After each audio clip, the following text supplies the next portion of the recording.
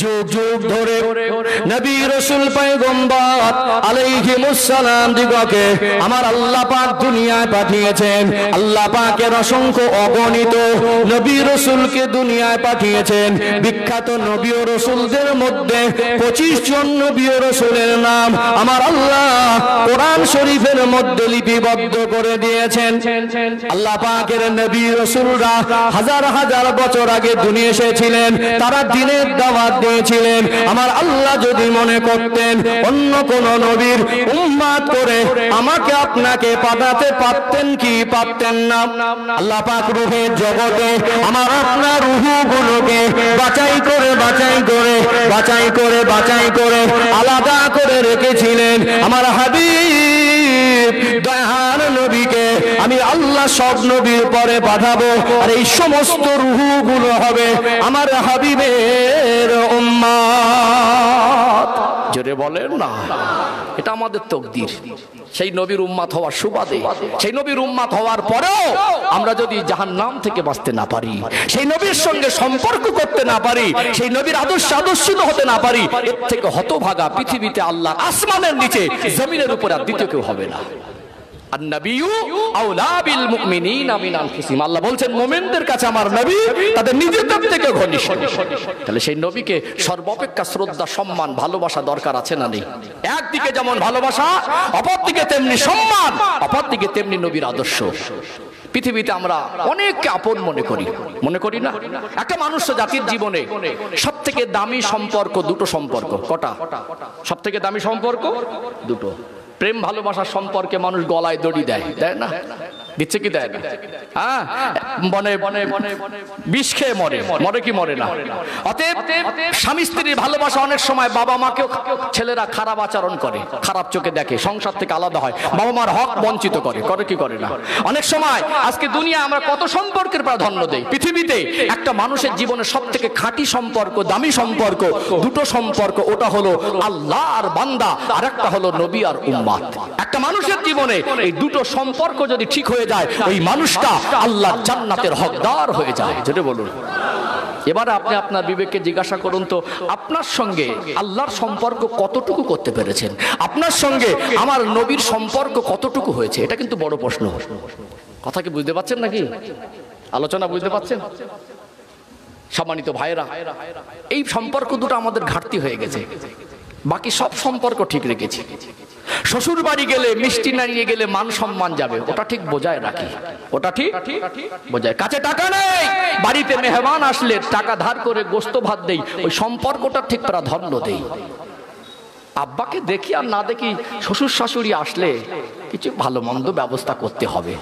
আব্বা টাকা চাইলে এখন হাত খারাপ, আর শ্বশুর শাশুড়ি আসলে যেভাবে ওকে একটা ম্যানেজ করতে, ওটা ঠিক প্রাধান্য দিয়ে সম্পর্ক ঠিক রাখি। আমাদের কথায়, কর্মে, চলনে বলনে, চিন্তায় চেতনায়, জীবন যাপনে নবীর সঙ্গে আমাদের সম্পর্ক যদি ঠিক না হয়, আমার আপনার যতটা সম্পর্কে ঘাটতি, ইমানে অতটুকু ঘাটতি। কথা ঠিক না বেঠিক? ও ভাইজানেরা, সোনার মানিক যুবকেরা, আব্বারা মায়েরা, নবীর ভালোবাসার মাপকাঠি হলো একদিকে যেমন আমার নবীকে জান প্রাণ দিয়ে ভালোবাসতে হবে, আমার নবীকে যেমন জানের থেকে বেশি ভালোবাসতে হবে, অপরদিকে আমার নবীর আদর্শে আদর্শিত হতে হবে কি হবে না? এখানে আর একটা কথা বলে দেই, শুধু ভালোবাসার আদর্শ, কিন্তু আকীদায় যদি গলত থাকে, আপনার আকীদা যদি ঠিক না হয়, আপনিও প্রকৃত নবীর ভালোবাসার উম্মত হতে পারবেন না। আজকে যুগ সন্ধিক্ষণে একটু তথ্য আপনাদের তুলে দেয়। কাউকে আঘাত দেওয়া, কাউকে ছোট করা, কাউকে আক্রমণ করা, মুসলমানদের মধ্যে ভাগাভাগি করা, এই চিন্তাধারার মানুষ আমি নয়। ও ভাইয়েরা, বাবাজিরা, তথাপিও বলতে হয়, যেখানে ঈমানের প্রশ্ন এসে যাবে সেখানে একটু খোলাসা করা দরকার আছে না নেই? আমি যদি রেফারেন্স সহ সহিহ হাদিস মানে আমি আমল করব নবীর সুন্নাত, আমি নবীর কথা মতো সহিহ হাদিস ছাড়া মানব না। আর আমার নবীকে যদি যথাযোগ্য সম্মান করতে না পারি, আমার আমল যত বেশি হোক, আমি প্রকৃত নবীর উম্মত হতে পারবো না। ও ভাইরা বাবাজিরা, একদিকে যেমন নবীর ভালোবাসা, অপরদিকে তেমন আমার নবীর আদর্শ। কলিজায় জায়গা দিয়ে জীবনটাকে নবীর আদর্শে সাজাতে হবে।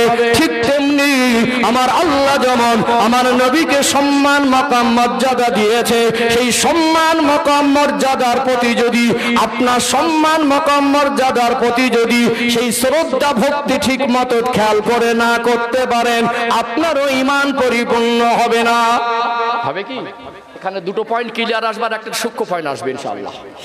ও ভাইজানেরা, সোনার মানিক যুবকেরা, আব্বারা মায়েরা, দুনিয়ায় শুধু ভালোবাসলে নবীর প্রকৃত উম্মত হওয়া যাবে না। যদি বলেন ভালোবাসা, আমি আপনি কতটা ভালোবাসি, আল্লাহ নবীর চাচা আবু তালেবের নাম আপনারা শুনেছেন। তিনি আমার নবীকে এত বেশি ভালোবাসতেন, আল্লাহ নবীর আব্বাজান চলে গেলেন, আল্লাহ নবীর আম্মা চলে গেলেন 6 বছর বয়সে, আল্লাহ নবীর দাদুর ইন্তেকাল হয়ে গেল, আমার নবীর 8 বছর বয়স। ও ভাইরা বাবাজিরা, চাচা জানের তত্ত্বাবধানে বড় হতে লাগলেন। আল্লাহর নবী চাচা আবু তালেবের কোলের ভিতরে মাথাটা দিয়ে ঘুমাতেন। আল্লাহ নবী চাচা আবু তালেব সন্তানের মতো করে লালন পালন করতেন, কিন্তু নবীকে সন্তানের মতো করে ভালোবেসেছেন। আমরা নবীকে চোখে দেখিনি, আমার রাসূলুল্লাহ যারা খেদমত করার সৌভাগ্য হয়নি, আবু তালেব চাচা হয়ে সেবা খেদমত আদর যত্ন লালন পালন করার পরেও প্রকৃত ঈমান নামক সম্পদ তার নসিবে জুটিনি। জুটেছে কি? শুধু ভালোবাসাটাও প্রকৃত ঈমানদার আর নবীর সম্পর্ক শুদ্ধ হয়ে গেছে এটা বলা যাবে না।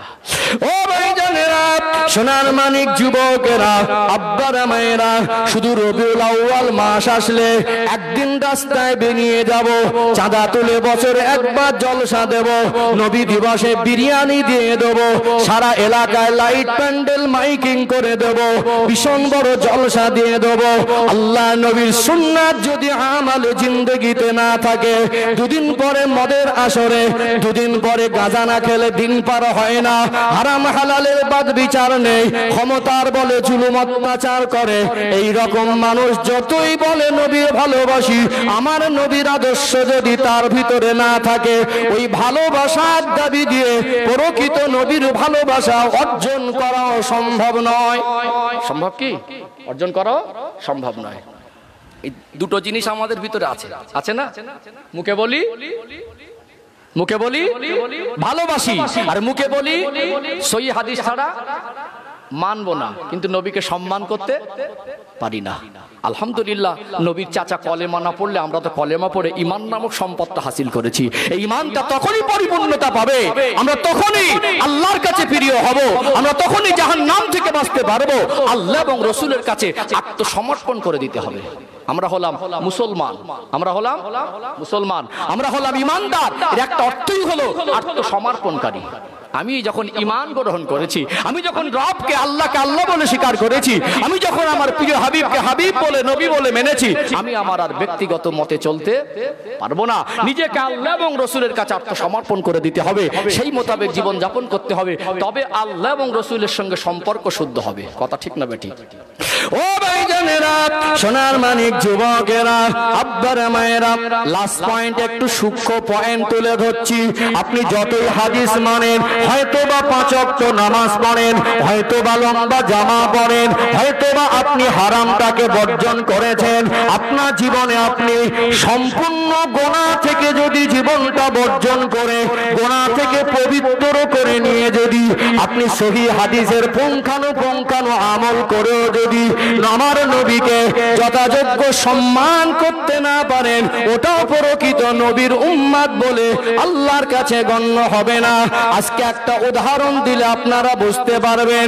আজকে একদল মানুষ আমার নবীর ব্যাপারে তারা এত উদাসীন, আমার নবীর ব্যাপারে তারা এত খারাপ ধারণা রাখে। কিছু কিছু ক্ষেত্রে সাধারণ মানুষ আর আমার নবীকে এক জায়গায় মিলিয়ে দিচ্ছে কি দেয় না? সাধারণ মানুষ আর আমার নবীকে এক জায়গায় মিলিয়ে দিচ্ছে। আমি এর উদাহরণে আসবো, একটা উদাহরণ দেই আর একটু ক্লিয়ার হয়ে যাবে, এর ব্যাখ্যা আসবো। মনে করুন বারাসাত স্টেশনে একজন ভ্যান চালায়, খুব মুরব্বী মানুষ আছে না, স্টেশনে যারা ভ্যান চালায় দেখবেন অনেক সময় এটা সমাজে অনেক সময় নজরে পড়ে, ভাইপো চাকরিজীবী আর চাচা গরিব মানুষ, হয় কি হয় না? ভাইপোটা উচ্চপদস্থ চাকরিজীবী আর চাচা খুব গরিব মানুষ। একটা বার্ধক্যজনিত কারণে শেষ বয়সে এসে একটু দুর্বল, অসুস্থ, রোগাক্রান্ত হয়ে আছে। তারপরেও ছেলেপুলে এখন যা দেখছি সেইভাবে আর আব্বাকে দেখভাল করে না। মনে করলো আমি রুজি রুটির জন্য কোথায় যাব, কার কাছে হাত পাতবো, যতটুকু শরীর চলে হালাল রুজির জন্য একটু ভ্যান চালায়। তো ভ্যান চালায় বলে তাকে ছোট চোখে দেখবেন না। এসি রুমে বসে ঘুষ খাওয়া মানুষগুলোকে আমরা স্যার বলে তৃপ্তি পাই, কিন্তু আমরা ভ্যান চালকের হালাল রুজি দেখে আমরা আনন্দিত হতে পারিনি। আমি মনে করি যারা এসি রুমে বসে হারাম খায় ওদের থেকে রাস্তায় যে ভ্যান চালায় আল্লাহর কাছে কবর আর হাসরে আমার রাসূলের কাছে ওর মর্যাদা অনেক বেশি। কথা ঠিক না বেঠিক? কেউ ভ্যান চালক বলে তাকে ছোট করার জন্য বলছি না। অতএব মনে করুন ওই ব্যক্তিটা ভ্যান চালিয়ে রুজি রুটি রোজগার করে, এখন দুপুরবেলা ওই ভাইপোটা অনেক দূরে চাকরি সূত্রে কয়েক মাস পরে বাড়ি ফিরছে, সেখানে তার ডিউটি থাকলে সে বাড়ি ফিরছে, সেখানে একটা পরিচিত বন্ধু আছে, বন্ধুকে নিয়ে বাড়ি ফিরছে, এরকম হয়। এখন দুপুরবেলা দেখছে আমার চাচাজি ছাড়া স্টেশনে আর কেউ নেই, স্টেশনে আর কেউ নেই, তাহলে কি করতে হবে? এখন বাড়িতে আমি একা হলে যা হতো আলাদা কথা, আর সঙ্গে তো একজন আমার লেভেলের একটা বন্ধু আছে, একে হাঁটিয়ে নিয়ে যাবে একটা মান সম্মান। যথারীতি ভ্যানে উঠলো। গ্রাম্য এলাকায় চাচা ভাইপোর যে একটা মধুর সম্পর্ক, একটা রক্তের টান, তো যেভাবে ছেলেকে ভাইপোদেরকে আদর করে, কচি শরীর ভালো যাচ্ছে, অনেকদিন পর আসছে বাবা, সব ঠিকঠাক চলছে, যেভাবে কথা বলে, এর কথা বলার ভাষা ভঙ্গি, কথা বলার ধাঁজে ওর বন্ধুটা পাশে বসে বসে বুঝতে পেরেছে লোকটার সঙ্গে খুব ঘনিষ্ঠ সম্পর্ক। ঘুরে জিজ্ঞাসা করছে, ভাই লোকটা কে? এ দেখছে আমি এরকম উচ্চ পদস্থ চাকরিজীবী, আর আমার চাচার পরনে একটা জামা আছে খুব ভালো দামি জামা না, একটা পরনে লুঙ্গি আছে খুব দামি না, চাচার যা হালাত, আর এই অবস্থা দেখে এখন আমি যদি বলে ফেলি এটা আমার চাচা, নিজের কাছে যেমন একটা খারাপ লাগছে। ঘুরিয়ে বলছে আমার পরিচিত গ্রামের মানুষ। চাচাজি কথাটা শুনেছে, সকালবেলা দুপুরবেলা এই অবস্থা করে সন্ধ্যাবেলা চাচার গলা জড়িয়ে ধরে বলবে, চাচাজি আমি আপনাকে খুব ভালোবাসি। চাচা কি বুঝবে? তুমি যে কতটা ভালোবাসো ওই পরিচয়টা দুপুরবেলা আমি পেয়েছি, তোমার গলা জড়িয়ে কাঁদতে হবে না। কথা কি বুঝতে পারছেন? কিছু কিছু মানুষ আজকে দেখছে সাধারণ মানুষের সঙ্গে আমার নবীকে তুলনা করে দিচ্ছে। সমাজে দেখবেন কিছু মানুষ আছে খুব কঠোর, দ্বীনকে নিয়ে, ইসলামকে নিয়ে অনেক বাড়াবাড়ি করছে না, করে না? হ্যাঁ, একদল মানুষ অতিরঞ্জিত করে ফেলছে, আবার একদল মানুষ আমার নবীকে সাধারণ মানুষের পিছনে লাগতে লাগতে টানতে টানতে আমার নবীর সম্মানে টানটানি করছে। দাদা হুজুরতুল্লাহ রহমাতুল্লাহ আলাইহি তিনি যেমন তেমন দরজার মানুষ ছিলেন না। কথা কি বুঝতে পারছেন? তার জীবন আদর্শের কথা আমি আজকে যাব না, কারণ আমার আলোচনার লাইট একটু আলাদা। যেহেতু আমি আগেই বলেছি আমার নবী এমন মহামানব, তার জীবনী 2 ঘন্টায় একটা কোনাও বলে শেষ করা যাবে না। যাবে কি? আমি ধাপে ধাপে জাস্ট একটা দুটো পয়েন্ট ক্লিয়ার করে আরেকটু আগে বাড়ি ইনশাআল্লাহ ক্লিয়ার হবে। সম্মানিত ভাইরা, ঠিক দেখবেন আপনার পীর মুর্শিদ দাদা হুজুর কিবলা রহমাতুল্লাহ আলাইহি, বিশেষ করে আমরা আহলে সুন্নাত ওয়াল জামাতের আকীদার মানুষ, আমাদের ভিতরে অতিরঞ্জিত খুব নেই আর খুব কঠোরতাও নেই, আমরা মধ্যম পন্থা অবলম্বন করি। আর আল্লাহ রাসূল সাল্লাল্লাহু আলাইহি সাল্লাম বিশেষ করে মধ্যম পন্থায় অবলম্বন করতেন, বরং এটা আমাদের নসিব আমরা জামানার মুজাদ্দিদকে পেয়ে আমরা যথেষ্ট ভালো আকীদা, ভালো মতপথের উপরে আছি, যাতে আমাদের ঈমানটা হেফাজত থাকে। কথা ঠিক না বেঠিক? ও ভাইজানেরা, সোনার মানিক যুবকেরা, আব্বারা মায়েরা, যতই সহিহ হাদিস মানেন, যতই আমল করেন, যদি 1 বছরের ভিতরে আপনার যে একটাও গুনাহ না হয়, আপনার যদি 50 বছর বয়স হয়, এই 50 বছর বয়সে যদি একটাও গুনাহ না করেন, আমার নবীর সম্মান নিয়ে টানাটানি করলে, আমার নবীকে যদি সম্মান করতে না পারেন, আমার নবীকে যদি সাধারণ মানুষের সঙ্গে মিলিয়ে দেন, আপনারও ঈমান পরিপূর্ণ হবে না। আল্লাহ পাক তার প্রিয় হাবিব দয়ার নবীকে সৃষ্টি জগতের মধ্যে শ্রেষ্ঠ করেছেন, তার সম্মানের প্রতি খেয়াল রাখা দরকার আছে না নেই? তবে আজকে আমি বলি, আমরা মানুষ, আমি আপনি মানুষ, আমার নবীও মানুষ, মানুষ, আমার নবী জিন নয়, আমার নবী ফারিস্তা নয়, আমার আপনার নবী মানুষ, আমরা মানুষ। তবে আমরা যে কোয়ালিটি কোয়ান্টিটির মানুষ, আমার নবী ওই কোয়ালিটি কোয়ান্টিটির মানুষ নয়, আমরা সাধারণ মানুষ। আমার নবী হলেন মহামানব। আল্লাহ পাক আমার নবীর টোটাল জীবনটাকে অসাধারণ করেছেন। বলে দিলে হয়ে গেল নবী আমার মতো, বলছে না? বলেন, নবী মানুষ, আমরা মানুষ। এখানে এই বিবেকটুকু রাখতে হবে, আমরা মানুষ হলেও আমার নবীর মতো মানুষ নয়। আমার নবীর জীবনটা অসাধারণ। কথা ঠিক না বেঠিক? চলুন এই আকীদার উপরে কথা বলি, কারণ আমরা ভালোবাসি। ভালোবাসার ত্রুটি হলে ওটা সংশোধন হবে। আজ আমল করতে পারছি না, কালকে করব, কিন্তু নবীর সম্মানের প্রতি যদি আকীদা ধারণা ঠিক করতে না পারি, আমার নবীর সম্মান নিয়ে যদি আজকে দিনে যেভাবে বিলীন করা হচ্ছে, যেভাবে খারাপ মন্তব্য করা হচ্ছে, ওই আকীদায় যদি চলে যায়, ইমানে কিন্তু ঘাটতি থেকে যাবে। যতই আমল করি ইমান পরিপূর্ণ হবে না। কি হবে? চাচা ভাইপোর মতো অবস্থা হবে। কি হবে? উদাহরণটা ওই জন্য দিলাম, চাচা ভাইপোর মতো অবস্থা হবে। চলুন, সাধারণ মানুষ আর নবীদের মধ্যে তুলনা করা চরম বিয়াদবি। ইমানের 12টা বেজে যাবে যদি কেউ সাধারণ মানুষের সঙ্গে নবীদের তুলনা করে দেয়। ইমানের 12টা ইমান চলে যাবে। কয়েকটা পার্থক্য একটু ক্লিয়ার করি, মূল পার্থক্যগুলো। এতে আমাদের আকীদা ইমান মজবুত হবে। কোনোদিন মোবাইলে কোনো ফতোয়া শুনে আহলে সুন্নাতুল জামাতের আকীদার মানুষ, আমরা ফুরফুরা সিলসিলার মানুষ, অন্তত আমাদের ইমানটাকে শয়তানের ধোকায় পড়ে আমরা নষ্ট করব না ইনশাআল্লাহ। আলোচনা বুঝতে পারছেন নাকি? দেখুন, বিতর্কিত কথা বলা আমি খুব একটা পছন্দ করি না। উম্মাতের মধ্যে ঐক্য দরকার আছে, কিন্তু যখন সে তার ব্যাপার, সে কোন আকীদায় থাকবে, কোনটা মানবে, সেটা তার ব্যাপার। আমি আমার দাদা হুজুর কেবলার সিলসিলার একজন নগণ্য খাদেম হয়ে আমার কর্তব্য আছে সূক্ষ্ম বিষয় একটু সচেতন করে দেওয়া। কথা ঠিক না বেঠিক? আপনার যেটা ভালো হয় সেটা আপনার ব্যাপার। আমার যেটা জ্ঞানে বিবেকে গবেষণায় পড়াশোনায় আমার আপনার রেখে যাওয়া, আমার আপনার জন্য রেখে যাওয়া আমার আপনার পীর মুর্শিদের যে তরিকা পন্থা, আমার আপনার ইমামের যে তরিকা পন্থা, সাহাবাদের যে রেখে যাওয়া আদর্শ, আমার নবীকে সাহাবারা যেভাবে সম্মান করেছেন আমরা সেইভাবেই সম্মান করব। কথা ঠিক না বেঠিক? চার ইমাম যেভাবে সম্মান করেছেন সেইভাবেই সম্মান করব। হাক্কানি আল্লাহর ওলিয়া যেভাবে সম্মান করেছেন সেইভাবেই করব। ও ভাইজানেরা, সোনার মানিক যুবকেরা, আব্বার মায়েরা, সাধারণ মানুষের সঙ্গে নবীকে তুলনা করে দেওয়া যাবে না। আমার নবীর শানে বাজে মন্তব্য করলে ঈমান চলে যাবে, বেঈমান হয়ে যাবে। মাথায় টুপি দিয়েও মুখ ভরা দাড়ি রেখে ওই মানুষটার ঈমান পরিপূর্ণ হবে না। একটু আপনাদেরকে কয়েকটা পার্থক্য বুঝিয়ে দেয়। আমার আল্লাহ এই দুনিয়ায় যত নবী রাসূল পয়গম্বরকে পাঠিয়েছিলেন, প্রত্যেকটা নবীর ভিতরে আমার আল্লাহ তিনটে বড় বড় বৈশিষ্ট্য রেখেছিলেন, যেটা সাধারণ মানুষের ভিতরে নেই। এই তিনটে বৈশিষ্ট্য যার ভিতরে থাকবে না, সেই মানুষটা কোনোদিন নবী বা রাসূল হতে পারে না। এক নাম্বার বৈশিষ্ট্য হলো, আমার আল্লাহ এই দুনিয়ায় যাদের নবী রাসূল পয়গম্বর করেছিলেন, প্রত্যেকটা নবী রাসূলের চরিত্রকে আমার আল্লাহ পবিত্র করেছিলেন। প্রত্যেকটা নবী রাসূলের চরিত্রকে আল্লাহ পবিত্র করেছিলেন। আমার নবী 63 বছরের জীবনে তিনি টানা 63 বছরের জীবনে কোনোদিন মিথ্যা কথা বলেনি। টানা 63 বছরের জীবনে কোনোদিন কাউকে ধোঁকা দেয়নি। টানা 63 বছরের জীবনে তার কথার দ্বারা কোনোদিন কোনো মানুষের সম্মানে আঘাত হয়নি। টানা 63 বছরের জীবনে তিনি কোনোদিন কারো উপরে হিংসা করেননি। টানা 63 বছরের জীবনে কোনোদিন দুনিয়ার কোনো মানুষের মাল আত্মসাৎ করেননি।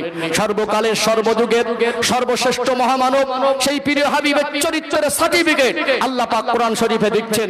সূরা আল কলামের ভিতরে আল্লাহ পাক বললেন, ওয়া ইন্নাকা লাআলা খুলুকিন আযীম। আমি আমার হাবিবের চরিত্রকে মহান চরিত্র করেছি। যেটা বলুন সুবহানাল্লাহ। আল্লাহর হাবিবের চরিত্র যেটা মাপার কোনো যন্ত্র নেই, যেটা আন্দাজ করে অনুমান করে মানুষ হিসাব মেলাতে পারবে না। অসীমাহীন আজিম শব্দটা হলো আল্লাহ সিফাতি নাম। পুকুরে কত লিটার পানি আছে মাপা সম্ভব, সাগর মহাসাগরে কতটা পানি আছে ওটা মাপা সম্ভব নয়।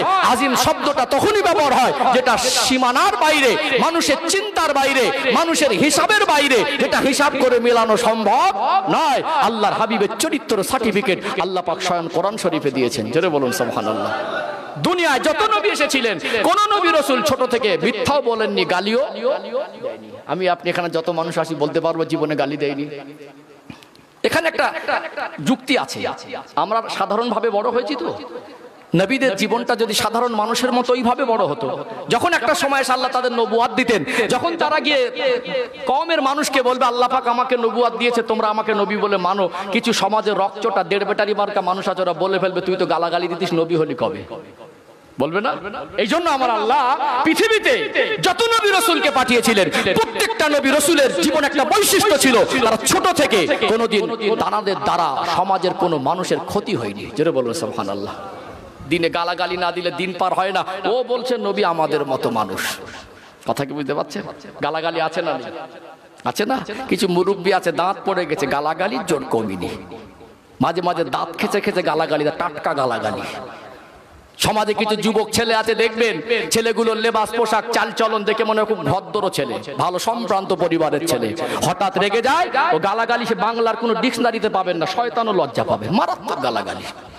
আমাদের ছোট ছোট বাচ্চাগুলো শিখেছে, আব্বা মাকে দেয়, মা আব্বাকে দেয়, ও শিখে নিয়েছে, পাশের বাড়ির ছেলেটাকে ঘুরে ওটাই দেয়। কিছু কিছু চাচিমার ভাবি আছে দেখবেন, গালাগালিতে একেবারে বারুদ, একেবারে খতম করার মতো, দম নেয় না। আল্লাহর হাবিব আমাদের প্রিয় নবী, তার 63 বছরের জীবনে তার জবান মোবারক থেকে একটা অশ্লীল বাক্য তিনি কোনো দিনের ক্ষেত্রে, কোনো হালাতে, কোনো অবস্থায় তিনি প্রয়োগ করেননি। যেটা বলুন সুবহানাল্লাহ। বিবেক আছে, পড়াশোনা আছে, নবীর জীবন স্টাডি করো না, পড়াশোনা করো না, তোমার বিবেক খুলে যাবে। কথা ঠিক না বেঠিক? মিথ্যা আছে না নেই? এখন সব 500 টাকা ইমান বিক্রি হয়, 500 টাকা দিলেই মিথ্যা সাক্ষী। মিথ্যা আল্লাহ নবী 63 বছরের জীবনে বলেননি। নবী বলেছেন মিথ্যা কথা হলো গুনার মা। আল্লাহ পাক কোরআন শরীফে বলছেন ফালানাতুল্লাহি আলাল কাযিবিন, মিথ্যাবাদীর উপর আল্লাহ পাকের লানত। কিছু মানুষ বলে হুজুর বাজার মার্কেট তো অনেক ব্যবসায়ী মানুষ আছেন, হয়তো এখন আমার আওয়াজ শুনছেন, কাউকে আঘাত দেওয়া, কাউকে ছোট করা, কাউকে আক্রমণ করা ইসলাম এটা শেখায়নি। কেন আমি এখানে এসে আপনাকে পরিবর্তন করতে আসিনি, টানা কথা। পরিবর্তনের ক্ষমতা আল্লাহ আমার হাতে দেয়নি, পরিবর্তন কে হবে কোন মানুষের হাতে আল্লাহ ঠিকাদারি দেয়নি। আমার দায়িত্ব পৌঁছে দেওয়া, কেন আমি আপনাকে কষ্ট দেবো? একটা কড়া ভাষা কেন আপনাকে আক্রমণ করব? আপনার কাছে সুষ্ঠুভাবে সম্মান রেখে দিন পৌঁছে দেওয়া। আপনার যদি বিবেক এই জাগ্রত হয়, আপনাকে উদ্বুদ্ধ করা, উৎসাহিত করা, দিনের পথে আনা, ভালোবেসে আনা, এটাই বড় জিনিস। আল্লাহ নবী জোর করে কাউকে এনেছিলেন, তাহলে আমার কাছে দায়িত্ব দিন পৌঁছে দেওয়া। এখানে কড়া ভাষা আক্রমণ করে ভালো করতে পারবো? পৃথিবীর সব থেকে কড়া বক্তাকে এনে কালকে সবাইকে নামাজি করে দেন তো, পারবে?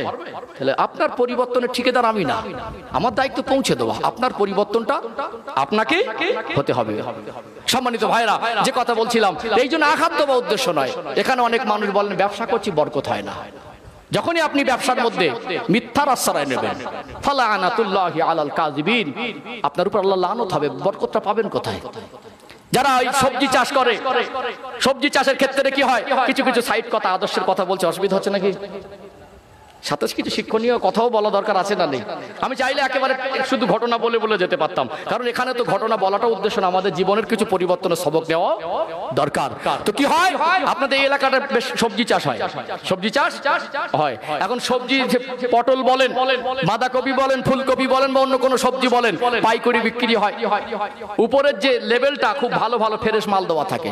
এখন সেদিন পাইকারি রেটে মালের দাম খুব হাই, জিজ্ঞাসা করছে ভাই কত করে হবে? বলে আপনি বলুন। যিনি ক্রেতা কিনবেন তাকে বলছে আপনি বলুন কত হলে নিতে পারবেন। ও একটা আন্দাজ করে দাম বলেছে, এই দামে মালটা নেওয়া যাবে। এখন এ লোক যা আশা করেছিল তার থেকে বেশি দাম বলেছে। এখন ঘুরে একটা প্রশ্ন করেছে, ভাই উপরের যা দেখছি সব তো ফ্রেশ, আবার মাঝে মাঝে ভিতরে তো অন্যরকম থাকে, ভিতরটা ঠিক আছে তো? লোকটা বলছে আল্লাহর কি উপরে যেমন ভিতরে তেমন। কি বলছে? আল্লাহর কসমও খেয়ে নিল, আর মিথ্যা কথা ওই মানুষটাকে ধোকা দিল, মিথ্যা একটা কসম খেলো। দুদিন পরে চাষে যখন বরকত হবে না, আল্লাহ আমার দিকে দেখে না, তুমি তো লানতের দরজাটা নিজে নিজে খুলে নিচ্ছ। কথা ঠিক না বেঠিক? হয়তো একটা মানুষ একটা সবজি কিনুক বা কোনো একটা জিনিস কিনলো, লোকটা যখন চলে যাচ্ছে খরিদ্দারটাকে দাঁড়ানোর জন্য, ভাই 9 টাকা দাম বললো সবজির একটা কিলো, বা 15 টাকা দাম বললো, ভাই 13 টাকা নে। আল্লাহর কিরে ভাই 14 টাকা কেনা, কেন কিরে খাচ্ছেন কেন? আপনি বলুন ভাই আমি লাভের জন্য ব্যবসা করছি, বাজার ঘুরে দেখো আমার মালটা যদি মনে হয় তোমাকে ঠকাচ্ছি, তোমাকে ঠকালে তো আমার কাছে আসবে না, এটা আমার লাভের জন্য, যদি পছন্দ হয় না আমি এইটুকু দিতে পারবো। 1 টাকার জন্য একটা খরিদ্দার ধরে রাখার জন্য যে টাকায় কেনা ওই টাকার কথা ভুলে যায়। 10 টাকার মাল আল্লাহর কিরে ভাই 8 টাকায় কেনা, অথচ কিনে রেখে 6 টাকা 7 টাকা। এই সমস্ত মিথ্যার আশ্রয় নেওয়া যাবে না। ফালানাতুল্লাহি আলাল কাযিবিন, মিথ্যাবাদীর উপর আল্লাহর লানত হয়। কি হয়? কোন মিথ্যা ছোট আর বড় মিথ্যা নয়। কিছু কিছু মিথ্যা বলার কারণে তার আকারটা বৃহৎ আকার ধারণ করে। কিছু কিছু ছোট মিথ্যাও মিথ্যা, বড় মিথ্যাও মিথ্যা। এই জন্য মুসলমান মিথ্যা কথা বলতে পারবে না। আল্লাহর নবী 63 বছরের জীবনে তিনি মিথ্যা বলেননি। 63 বছরের জীবনে তিনি জাবান মোবারক থেকে কোনোদিন অশালীন বাক্য বের করেননি। এখানে বসে আমাদের উদ্দেশ্য হবে এই সমস্ত ত্রুটি বিচ্যুতি আমাদের ভিতরে থাকলে, এই সমস্ত ভুল খারাপি আমাদের ভিতরে থাকলে এখান থেকে আমরা প্রতিজ্ঞাবদ্ধ হই আগামী দিন আমরা চেষ্টা করব এগুলোকে বর্জন করার, ইনশাআল্লাহ। ও ভাইজানেরা, সোনার মানিক যুবকেরা, আব্বারা মায়েরা, আল্লাহর প্রিয় হাবিব দয়ার নবী মায়ার নবীর সঙ্গে সাধারণ মানুষের যদি তুলনা করে দেন ঈমান চলে যাবে। যতই সহিহ হাদিস মানেন, আমার নবীর জীবনটাকে আমার আল্লাহ অসাধারণ করেছিলেন। আমরা যত মানুষ এখানে এসেছি, যাদের 12 বছর ঊর্ধ্বে বয়স, যাদের উপরে নামাজ ফরজ হয়ে গেছে, যাদের আজকে আমরা যত মানুষ এসেছি, আমরা কেউ বলতে পারবো না আমাদের গুনাহ নেই। আল্লাহর প্রিয় হাবিব দয়ার নবী মায়ার নবী রাহমাতাল লিল আলামিন আমার রাসূলুল্লাহ শানে আমার আল্লাহ কোরআন শরীফে বললেন, কদ গফারাল্লাহু মা তাকদ্দামা মিন যামবিকা ওয়া মা তাআখার। আমার হাবিব, আমি আল্লাহ আপনার জীবনে কোনো গুনাহ রাখি নাই। আমি আল্লাহ আপনার জীবনটাকে গুনাহ থেকে পবিত্র করেছি। আপনি যে জীবনটা অতিবাহিত করেছেন ওই জীবনেও কোনো গুনাহ নাই। আপনি যে আগাম জীবনটা অতিবাহিত করবেন আপনার আগামী জীবনে কোনো গুনাহ নেই। অতএব আমার আল্লাহ আমার নবীকে মাসুম গুনাহ থেকে পবিত্র করেছেন। নবীও মানুষ, আমরাও মানুষ, বলে দেওয়া যাবে? অবশ্যই এখানে প্রশ্ন হবে, আমরা মানুষ, নবীও মানুষ। আমরাও বলি মানুষ, নবী জিন নয়, ফারিস্তা নয়, মানুষ। তবে নবীর কোয়ালিটি কোয়ান্টিটি আর আমাদের কোয়ালিটি কোয়ান্টিটি এক নয়।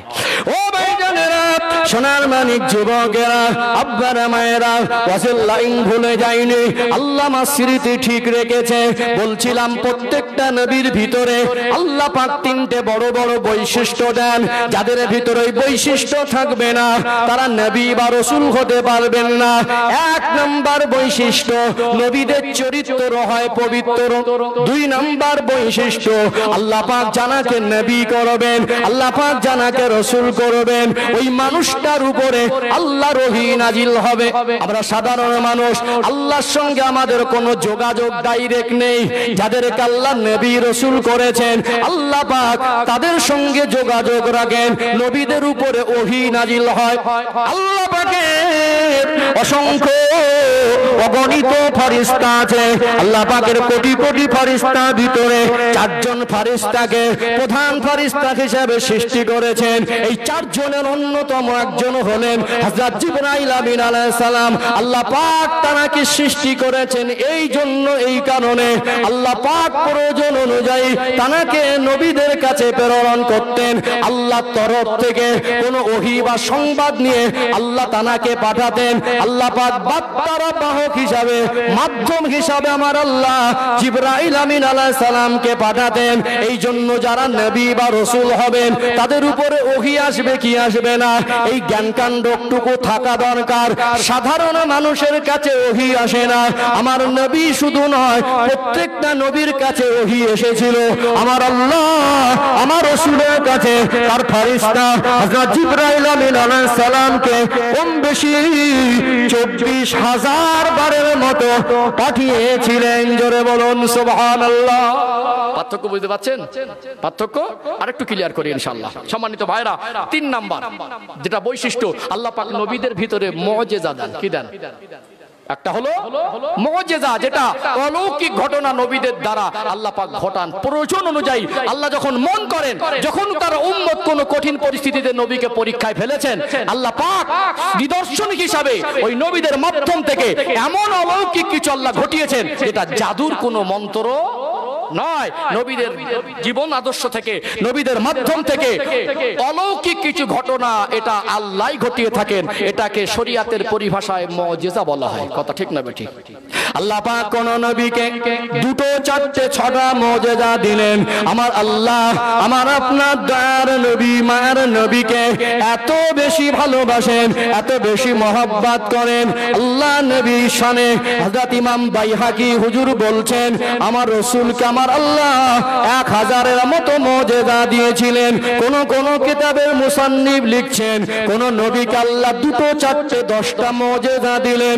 আমার নবীকে আমার আল্লাহ তো ভালোবাসেন, সব নবীকে যা মুজিজা দিয়েছিলেন আমার আল্লাহ আমার রাসূলকে একাকে তার থেকে বেশি দিলেন। মুসান্নিফ কোন কোন কিতাবে লিখছেন 3500 থেকে 4000-এর মতো মুজিজা আমার আল্লাহ আমার রাসূলকে দান করেছিলেন। নবীর জীবন আর সাধারণ মানুষের জীবনে কোনোদিন এক করে দেওয়া, টোটাল জীবনটাই ব্যতিক্রম। আরেকটা পয়েন্ট বললে আপনারা অবাক হয়ে যাবেন, ওই পয়েন্টে ফিরে আসবো। জাস্ট একটু মুজিজার কথা সংক্ষেপে আপনাদের বলে কি বলা দরকার আছে না? গার গন্ধে স্ত্রী পর্যন্ত বলে তোমার গা থেকে আজকে দুর্গন্ধটা একটু বেশি বেরোচ্ছে। মাঝে মাঝে স্ত্রী অতিষ্ঠ হয়ে যায়। আল্লাহ নবীর শরীর মোবারক থেকে ঘাম বেরোতো আমার আপনার ঘামের মতো ঘাম নয়। আমার আপনার শরীর থেকে যেটা ঘাম বেরোটা ঘাম, আল্লাহ নবীর শরীর মোবারক থেকে ঘাম বের হতো দুটোকে এক পাল্লা তোলা যাবে। ওটা ঘাম মোবারক, ওটা মিশকে আম্বারের থেকে বেশি খুশবু বের হতো। জোরে বলবেন না? যে বলে নবী আমার মতো কে থুতু ফেলে দে, থুতুটা ওকে চাটতে বলবেন, সেটা দেখ না। আল্লাহ নবী সাল্লাল্লাহু আলাইহি সাল্লাম যখন থুতু মোবারক নিক্ষেপ করতেন, ওই থুতু মোবারক থেকে মিশকে আম্বারের খুশবু বের হতো। জোরে বলবেন না? নিজের থুতুটা নিজে ফেলে দিয়ে যতই ভালো পরিষ্কার পাত্রে ফেলেন, ওই নিজে চাটতে গেলে নিজের ঘৃণা হয়।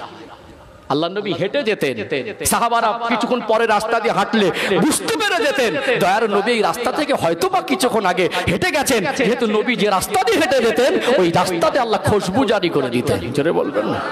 কপাল ফাটা, দাঁড়িয়ে পেশাব করতে দুদিন মোবাইলে ফতোবাজি শুরু করে দিলে, আবার যারা নবীকে সম্মান করে তাদেরকে নিয়ে কটূক্তি করে, ইমানের 12টা বেজে যাবে। তোমার সহিহ হাদিস তুমি রাখো, অবশ্যই সহিহ হাদিসের আমল করো, সাথে সাথে নবীকে সম্মান করতে হবে। তুমি সহিহ হাদিসের দোহাই দিয়ে নবীকে ছোট করবে, নবীর মাজার বলা যাবে না। 1000বার বলবো নবীর মাজার মুকদ্দাস, 1000বার বলবো নবীজির রওজা তাহার। কথা ঠিক না বেটি? তোমার বাপ মরে গেছে, তোমার বাপের বাপের কবরটাকে তুমি কবর বলো, তোমার দাদুর কবরটাকে তুমি কবর বলো। আমার নবীর কবরটাকে কবর বলবো কবর মোবারক। কথা ঠিক না বেটি? তোমার দাদুর কবর আর আমার নবীর কবরকে এক করতে যেও না, ইমানের 12টা বেজে যাবে। কথা ঠিক না বেটি? রাগ করছেন নাকি? আজকে কিছু কিছু দিনে ছেলেগুলো আস্তে আস্তে দেখি একটু অন্য লাইনে যাচ্ছে। জাস্ট সতর্ক করে দিচ্ছি, তোমার যেটা মন চায় সেটা করো। কথা কি ঠিক না বেটি? কি গো, রাগ করছেন নাকি? অনেক মানুষ এসে গেছেন, একটু তাকবীর দান তো, নারী তাকবীর। এরকমই হয়, নবীর আশিকরা থেমে থাকে না।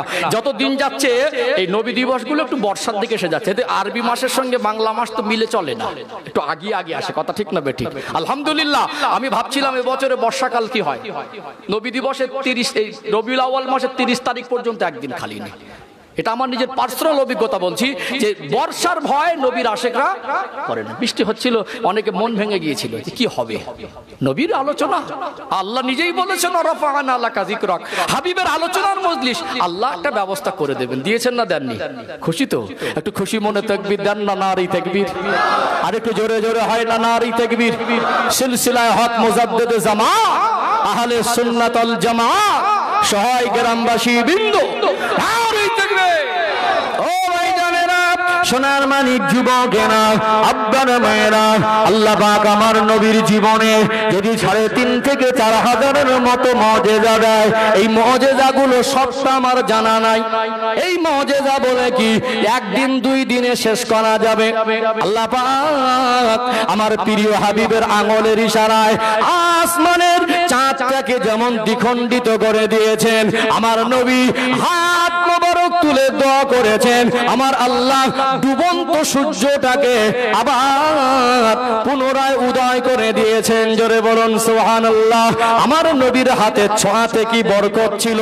হিজরতের রাতে আল্লাহ নবী হযরত আবু বকর সিদ্দিক রাদিয়াল্লাহু আনহুকে নিয়ে বেরিয়ে গেলেন। ওই গারে সরে 3 দিন 3 রাত পর্যন্ত ছিলেন। মক্কা মদিনার রাস্তা কম বেশি 400 কিলোমিটার এভারেজ দূরত্ব চরিত্র, মরুভূমি আর পাহাড় আজ এত উন্নত। আল্লাহর হাজি বান্দা হাজিন বান্দিরা যখন মক্কা থেকে মদিনায় যায়, যখন মদিনা থেকে মক্কা শরীফে আসে, ধু ধু ময়দান, মরুভূমি আর পাহাড়। আজ থেকে 1400 বছর আগে অবস্থাটা নিশ্চয় এত সুন্দর উন্নত ছিল না। কয়েকদিনের রাস্তা, নবী আমার উটের পিঠে সাওয়ার হয়ে গিয়েছিলেন।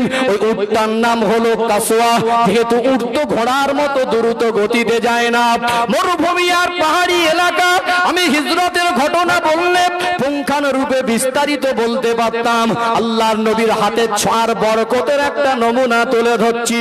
মদিনা শরীফের রাস্তায় মক্কা থেকে রওনা হয়ে পাহাড়ি এলাকা, নবী আমার ক্ষুধার্ত হয়ে পড়লেন, পিপাসার্ত হয়ে পড়লেন, ডাক দিতে লাগলেন, ও বাবা আবু বকর, দেখো দেখো আশেপাশে কোথাও যদি কোনো ঘর বাড়ি পাওয়া যায়, কোথাও যদি কোনো একটু মানুষের সন্ধান পাওয়া যায়, একটু যদি খাবার বা পানি কিছু পেতাম। আল্লাহ নবী সাহাবী হযরত আবু বকর সিদ্দিক রাদিয়াল্লাহু আনহু একটু দেখতে লাগলেন চারপাশে। কিছুটা যাওয়ার পরে পাহাড়ের কিনারায় একটা ঘর নজরে আসলো। ও আবু বকর, জান জান, ওই ঘরে কোনো মানুষ আছে কিনা, কোনো খাদ্য বস্তু পাওয়া যায় কিনা খবর নেন। হযরত আবু বকর সিদ্দিক রাদিয়াল্লাহু আনহু উটের পিঠ থেকে নামলেন, আস্তে আস্তে গেলেন, ডাক দিতে লাগলেন, কে আছেন? সালাম দিয়ে ডাক দেন, ঘরে কে আছেন? ঘর থেকে একজন বৃদ্ধা মহিলার গলার আওয়াজ, আল্লাহর বান্দা, ও পথিক, কে আপনি? চিনি না আপনাকে, কিসের জন্য ডাকছেন? ও বুড়িমা, ঘরে কি খাদ্য বস্তু কিছু আছে? ঘরে কি পানি কিছু আছে? বুড়িমা বলতে লাগলেন, আমি পথিকদেরকে, অপরিচিত মানুষ যখন আমার কাছে কিছু চায়, তাদেরকে আমি একটু মেহমানদারি করে তৃপ্তি পাই। আজ আমার দুর্ভাগ্য, আপনাকে দেওয়ার মতো ঘরে তেমন কোনো খাবার নাই। আল্লাহ নবী সাহাবী হযরত আবু বকর সিদ্দিক রাদিয়াল্লাহু আনহুর মনটা একটু খারাপ হয়ে গেল, চেহারাটা মলিন হয়ে গেল। ইয়া রাসূলুল্লাহ, ইয়া হাবিবাল্লাহ, ওই বুড়িমার ঘরে খাদ্য পানি তেমন কিছু নাই। আল্লাহ নবী বললেন, ও বাবা আবু বকর, জান জান, ঘরে যদি কোনো ছাগল বকরি থাকে, একটুখানি পারমিশন নেন, একটু দুধ দহন করতাম। আল্লাহ নবী চেয়েছেন তো, একটু কিছু না পেয়ে মনটা একটু খারাপ। মন খারাপের কিছু নেই, ঘরে কিছু নেই, যদি ছাগল বকরি কিছু থাকে একটু দুধ দহন করতাম। আস্তে আস্তে গেলেন, বুড়িমা আপনার বাড়িতে কোনো ছাগল বকরি কিছু নেই, একটু দুধ দহন করতাম। বুড়িমা বলছে, দেখো আমার স্বামী, তিনি এই বকরি ছাগল মেষব লালন পালন, তখন আরবের মানুষের একটা মূল কাজ ছিল, এক শ্রেণীর মানুষের, তো সব নিয়ে চলে গেছে। একটা এতটা অসুস্থ দুর্বল একটা বকরি ছাগল ঘরে আছে, সে হাঁটা চলা ভালো করে করতে পারে না বলে রেখে গেছে। আর ওই বকরি ছাগলটার দুধ দেওয়ার একটা উপযুক্ত সময় থাকে, সেই সময়টুকু এখন। আবু বকর হুজুর আল্লাহ নবীর কথা শুনে, আমার রসুলের কথা শুনে দ্বিতীয়বার গেলেন বটে। সংবাদটা ভালো না দেখে মনটা একটু খারাপ হয়ে গেল।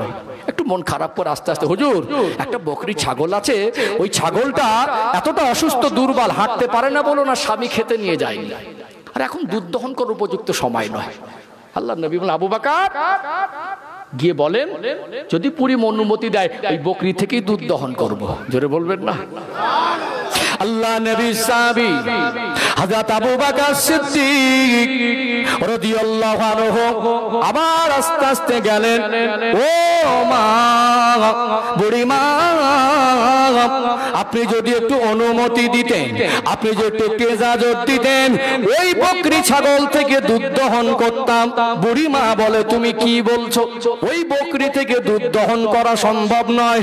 আবু বকর হুজুর যখন একটু জোর দিয়ে বললেন, মা আপনি যদি একটু অনুমতি দেন, তাহলে আমরা একটু দুধ দহন করতাম।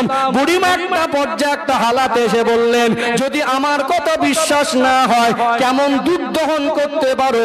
তোমার যদি মন চায় দুধ দহন করো, এতে আমার কোনো আপত্তি নেই। আমাদের বাংলার পরিবেশে খেবলা জাল মাছ ধরে না, অনেক সময় মানুষ নিয়ে গিয়ে একবার ছিঁড়ে যায়, একজন ফের এসে বলছে জালটা দাও না, একটু বাড়িতে মেহমান এসেছে, কুটুম এসেছে, মাছ ধরবো বলে, পুরো ছিঁড়ে গেছে, বিশ্বাস করে না। এতই যখন বলে বিশ্বাস হয় না, যদি না হয় তো নিয়ে যাও। বুড়িমারা একটা হালাতে, আমি জানি দুধ হবে না, তোমাকে বললাম, আমার কথাটা কি বিশ্বাস করলে না? তা যাও, যদি দুধ হয় তো দুধ দহন করো। আল্লাহ নবীর কাছে হুজুর দুধ দহন করতে দেবেন বলেছেন। নবী আমার উটের পিঠের থেকে নামলেন, আল্লাহ নবী আস্তে আস্তে হেঁটে হেঁটে আসলেন। ওই বকরি ছাগলটাকে আবু বকর হুজুর ধরে ধরে নিয়ে আসছেন, হাঁটতে পারেন না, ধরে ধরে আল্লাহ নবীর কাছে আনলেন। আল্লাহ নবী হুজুর আমার ওই বকরি ছাগলের গায়ে নুরানি হাত বোলাতে লাগলেন। জোরে বলুন, দার নবী মার নবী নুরানি হাত মোবারকটায় আমার আল্লাহ তো বরকত দিয়েছিলেন। আমার নবী ওই অসুস্থ, ওই দুর্বল, ওই বকরি ছাগলটার শরীরে বারবার হাত বোলাতে শুরু করেন। আবু বকর হুজুর আল্লাহ নবীকে ভালো করে জানতেন কি জানতেন না? ও বুড়ি মা, একটুখানি কোন পাত্র যদি ঘরে থাকে, একটু পাত্র আমার দেন। একটা পাত্র দিলেন, খুব ছোট পাত্র। বুড়ি মার তো মনে সন্দেহ, এর থেকে দুধ দহন হবে না। হযরত আবু বকর সিদ্দিক রাদিয়াল্লাহু আনহু বললেন, বুড়ি মা এত মন ছোট কেন? এই পাত্র কি হবে? বড় পাত্র যদি থাকে একটা বড় পাত্র আমায় দেন। বুড়ি মা রেগে গিয়ে একটা বড় পাত্র বার করে দিলেন। আবু বকর হুজুর গেলেন, ওই বকরির কাছে গিয়ে দুধ দহন শুরু করলেন। আমার নবীর ছোঁয়াতে ওই দুর্বল অসুস্থ বকরিটা শুধু সুস্থ সবল হয়নি, দুধ দিতে শুরু করলেন। ওই পেয়ালা পাত্রটা ভরে গেল, আবু বকর হুজুর পান করলেন, আল্লাহ নবী পান করলেন। আল্লাহ নবী বললেন, ও আবু বকর এতটা দুধ দহন করেছো, বুড়ি মাকে ফেরত দাও, বুড়ি মাকে দিয়ে দাও। আল্লাহ নবী শুধুমাত্র ছোঁয়া দিয়েছেন, আমার আল্লাহ আমার হাবিবের ছোঁয়াতে অসুস্থ বকরিটাকে সুস্থ করে দিয়েছিলেন। জোরে বলবেন না? সাধারণ মানুষের সঙ্গে তুলনা করা যাবে? তুলনা করা যাবে না। বুড়িমা বারবার দেখছিলেন, হাদিস শরীফ এসেছে ওই বুড়িমার নামটা হলো উম্মে মাবাদ। উম্মে মাবাদ, আল্লাহ নবীর চেহারা মোবারক দেখতে কেমন ছিল? হাদিস শরীফে উম্মে মাবাদের চেহারার কথার বর্ণনাটা হুবাহু উম্মে মাবাদের নাম নিয়েই বর্ণনা এসেছে। জোরে বলুন সুবহানাল্লাহ। আসল তার ছেলের ছিল মাবাদ, উম্মে মাবাদ, আব্দে মাবাদ। এর বাবা হলো আব্দে মাবাদ, মা হলো উম্মে মাবাদ। এই উম্মে মাবাদ বুড়িমা এই আল্লাহ নবীর চেহারার বর্ণনাটা এত সুন্দর করে গুছিয়ে দিয়েছিলেন, ওটাই আল্লাহ নবীর চেহারার বর্ণনা হাদিস শরীফে হুবাহু ওই কথাটাই তুলে দিয়েছেন। জোরে বলুন সুবহানাল্লাহ। তানার স্বামী বাড়ি ফিরে আসলো, ঘরের ভিতরে প্রবেশ করলো, দুধের পেয়ালাটা দেখে অবাক হয়ে গেল। উম্মে মাবাদকে জিজ্ঞাসা করে, ও উম্মে মাবাদ এতটা দুধ কোথায় পেলে? আল্লাহ নবীর কথা বর্ণনা করতে লাগলেন, এই দুধটা আমার অসুস্থ বকরির দুধ। বলে তুমি বলো কি? একবার গিয়ে দেখুন ওই বকরিটার অসুস্থ নেই। বুড়িমাকে জিজ্ঞাসা করে, বলো বলো কি হয়েছে, এমন কিভাবে সম্ভব হলো? উম্মে মাবাদ আমার নবীর কথা বর্ণনা করতে লাগলেন, ও আমার প্রাণের স্বামী, আমি জীবনে মানুষ দেখেছি আল্লাহর নবীর মতো ওই অপরিচিত পথিক দুজন এসেছিলেন, ওই মানুষটার মতো সুন্দর মানুষ আমি আমার জীবনে দেখিনি। ওই মানুষটাকে দেখছিলাম পূর্ণিমা চাঁদের মতো, চেহারাটা চমকাচ্ছিল, চুলগুলো হালকা কপচানো, আল্লাহ নবীর চোখের পাপড়ি দুটা গোলাপের মতো, আল্লাহ নবীর ভুরুটা জড়া, আল্লাহ নবীর সিনাটা প্রশস্ত, আল্লাহ নবীর কপাল মোবারকটা বড়। নবী আমার যখন একটু মুস্কে হাসতেন, আল্লাহ নবীর দাঁত মোবারক গুনা মুক্তার দানার মতো জ্বলতো। জোরে বলুন সুবহানাল্লাহ। কি রহমতের নবী! বুড়িমা বলতে লাগলেন, ও আমার প্রাণের স্বামী, আপনাকে ভাষায় বোঝাতে পারবো না, ওই মানুষটাকে দেখলে ক্ষুধা যারা যন্ত্রণা নিবারণ হয়ে যায়। আল্লাহর নবীর একটা মজেজা, আল্লাহর নবীর একটা এরকম মজেজা যদি 2000-3000 বলা যায়, রাত দিন পার হবে না, মাস বছর পার হবে না। সাধারণ মানুষের সঙ্গে তুলনা করতে গেলে একটা কমন সেন্স তো মানুষের ভিতরে থাকে। বেহুশ হয়ে গেছে, দুদিন নামাজ পড়ে বেহুশ হয়ে গেছে, ফতোয়াবাজি শুরু। এই সমস্ত বাজে কাজে যাবেন না। আমি বিশেষ করে যারা মোবাইল চালায়, মোবাইলে শুনে শুনে ফতোয়াবাজি করবেন না। মান সামাতা নাজাত, চুপ থাকলো নাজাত পেয়ে গেল। যতটুকু জানো না, তোমার মসজিদের ইমামের কাছে এসো, তোমার ইমান হেফাজত থাকবে। মসজিদের ইমামের কাছে যে প্রশ্ন করো, তোমার ইমান হেফাজত থাকবে। মোবাইল থেকে সমাধান নিলে ইমানের 12টা বেজে যাওয়ার সম্ভাবনা আছে, আছে না নেই? জাস্ট বর্তমান যুগ সন্ধিক্ষণে একটা মেসেজ আমি দিলাম, কোন রকম ভাবে সাধারণ মানুষের সঙ্গে নবীকে তুলনা করা কোন হালাতে, কোন ক্ষেত্রে, যদিও বলে কবর নবী মরে গেছে, এটা আমরা মুখ থেকে উচ্চারণ করতে কষ্ট পাই।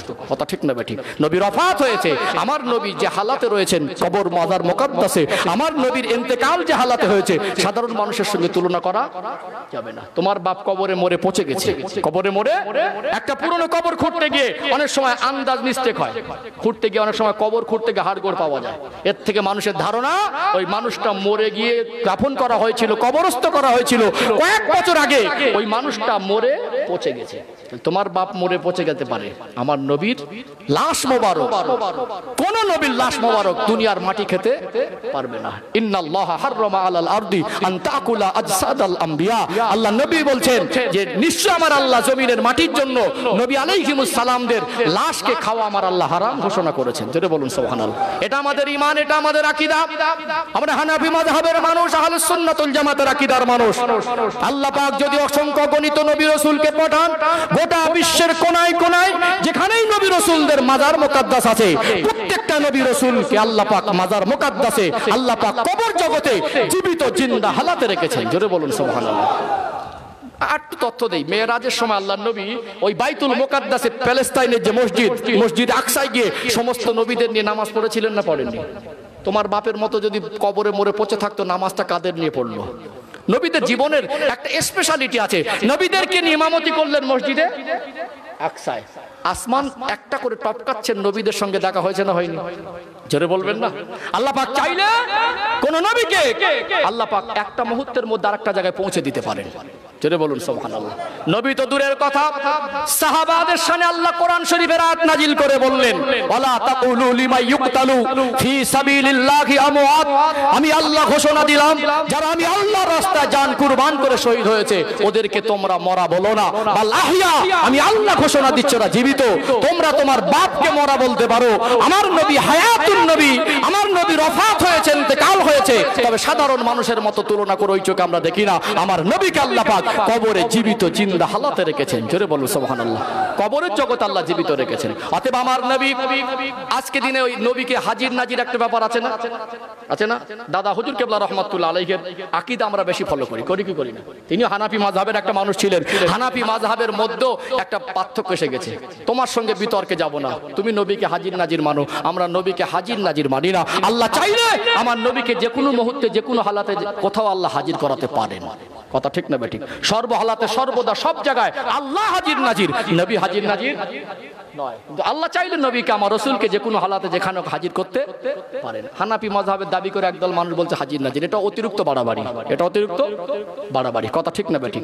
নবী গায়েব জানতেন কি জানতেন না, এটা একটা বিতর্কিত। অতএব আমার দাদা হুজুর কেবলার আকীদার মধ্যে আমার নবীকে আল্লাহ পাক যেটা জানিয়েছেন সেটা তিনি জানতেন। এখানে একটা পয়েন্ট তুলবো, চলুন আরেকটু আগে বাড়ি। আপনার আলোচনা অসুবিধা হচ্ছে নাকি? চলুন আরেকটা পয়েন্ট তুলে এখানে, যে আমার নবীর জীবনটাই তো সাধারণ মানুষের সঙ্গে তুলনা করলে ঈমান চলে যাবে। আমার নবীর জীবনটা ব্যতিক্রম, তবে এখান থেকে আমাদের ঈমান আরেকটু মজবুত হবে। আজকে সাধারণ মানুষ আমরা স্কুল, কলেজ, ইউনিভার্সিটির বিদ্যালয়ে লেখাপড়া শিখেছি না শিখিনি? শিখেছি না? আল্লাহর প্রিয় হাবিব, দয়ার নবী, মায়ার নবী, সর্বকালের সর্বযুগের সর্বশ্রেষ্ঠ মহামানব, তিনি দুনিয়ায় তাশরীফ আনলেন রবিউল আউয়াল মাসের 12 তারিখ। অন্য কিতাবে ভিন্ন তারিখের কথা এসেছে। অতএব সম্মানিত ভাইরা, আল্লাহর প্রিয় হাবিব দুনিয়ায় তাশরীফ আনলেন। নবী আমার দুনিয়া আসার আগে মায়ের গর্ভরত অবস্থায় থাকা, মায়ের গর্ভে থাকা অবস্থায় তার আব্বা জানকে হারালেন। 6 বছর বয়সে মাকে হারালেন। আমার নবী কোন স্কুল, কলেজ, ইউনিভার্সিটিতে পড়েননি। আপনার জ্ঞান, আমার জ্ঞান, স্কুল, কলেজে, বিদ্যালয়ের শিক্ষা অর্জনের জ্ঞান আমরা পড়ে শিখেছি, দেখে শিখেছি, শুনে শিখেছি। কথা ঠিক না বেঠিক? বাবা মার কাছ থেকে শিখেছি, পরিবেশ থেকে শিখেছি। এই কথাটাই নোটটা পয়েন্ট করুন। আল্লাহ পাক যখন যে নবীকে পাঠিয়েছেন, কোন নবীর থেকে তার উম্মতের জ্ঞান বেশি হবে না। আল্লাহ পাক আমার নবীকে যদি কিয়ামত পর্যন্ত যত মানুষ আসবেন সকলকে নবী মানার জন্য, নবীকে স্বীকার করার জন্য আল্লাহ হুকুম করেন। অতএব দুনিয়া যত উন্নতি হোক, 2024 সাল, আজ মানুষ চাঁদে যাচ্ছে, মঙ্গল গ্রহে যাচ্ছে। 2024 সাল, আজ মানুষ টেকনোলজি ব্যবহার করছে, মোবাইল ব্যবহার করছে, ইন্টারনেট, আজকে ফেসবুক ইউটিউব ব্যবহার করছে, আজ বিমান আবিষ্কার করছে, আজ মানুষ যুদ্ধ বিমান আবিষ্কার করছে, পরমাণু আবিষ্কার করছে। আজকে চিকিৎসা বিজ্ঞান অনেক উন্নত। একটা মানুষের চোখ নিয়ে আর একটা মানুষের চোখে স্থাপন করে ওই চোখ দিয়ে দেখতে পাচ্ছে। একটা মানুষের কিডনি নিয়ে আর একটা মানুষের কিডনিতে স্থাপন করা হচ্ছে। একটা মানুষের হার্ট নিয়ে আর একটা মানুষের হার্টের জায়গায় লাগিয়ে দেওয়া হচ্ছে। মনে রাখবেন, কিয়ামত পর্যন্ত দুনিয়ার মানুষ যতই উন্নত হোক, দুনিয়ার মানুষ যতই উন্নতি শিখরে পৌঁছে যাক, দুনিয়ার মানুষ যত চিকিৎসা বিজ্ঞান নিয়ে গবেষণা করে উন্নতি শিখরে পৌঁছে যাক, আমার নবীর থেকে উম্মতের জ্ঞান কখনো বেশি হবে না। আমার নবীকে আল্লাহ পাক বিশ্ববাসীর জন্য শিক্ষক করেছেন। আমার নবী ছোট থেকে বড় হলেন, 40 বছর বয়সে নবুয়ত দিলেন। এই 40 বছরে আল্লাহর নবীর জীবনে দুনিয়ার কোনো শিক্ষক ছিল না। কেন ছিল না? এর অনেক ব্যাখ্যা আছে, জাস্ট একটা দুটো ব্যাখ্যা বলি, একটু আপনারা অবাক হয়ে যাবেন। সাধারণভাবে একটু চিন্তা করে দেখেন আল্লাহর হিকমত কি। আল্লাহ তার হাবিবের কত সম্মান দিলেন। আমরা ছোটবেলায় স্কুলে পড়েছি না, প্রাইভেটে পড়তে গেছি, মাস্টার পড়া দিয়েছে, মুখস্থ হয়নি। প্রাইভেটের মাস্টারটা বলেছে কান ধরে উঠবোস কর, ধমক দেয়, পড়া হয়নি কেন? ধমক দিয়েছে না দেয়নি? আল্লাহর হাবিবকে যদি দুনিয়ার কোন শিক্ষাবিদের কাছে, দুনিয়ার কোন শিক্ষকের কাছে, দুনিয়ার কোন স্কুল কলেজে আল্লাহ পাক পড়ার ব্যবস্থা যদি চাইতেন করতে পারতেন। অতএব দুনিয়ার কোন মানুষ আল্লাহর প্রিয় হাবিবকে ধমক দিয়ে বলবে পড়া হয়নি কেন? আল্লাহ পাক এটা চাননি। জোরে বলুন সুবহানাল্লাহ। নবী বললেন আনা বুইস্তু মুআল্লিমান, আল্লাহ পাক আমাকে বিশ্ববাসীর জন্য শিক্ষক করেছেন। জোরে বলবেন না? সম্মানিত ভাইরা, পাশে পড়া হয়নি, পাশ থেকে মাস্টার একটা ছেলেকে বলেছে কানটা ধরে মলে দিত, কানটা মলে দিচ্ছে, টক টক করে পানি পড়ছে। দুনিয়ার কোন মানুষের এই সুযোগ আল্লাহ দেয়নি।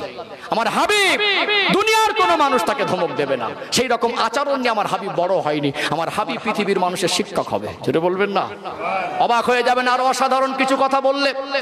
আজকে দিনে দেখবেন একটা মানুষ ছোটবেলায় প্রাইমারি স্কুলে পড়েছে, তার কাছে আদর্শ লিপি, তার কাছে প্রায় পরে বন্ড পরিচয় বইটা পড়েছে।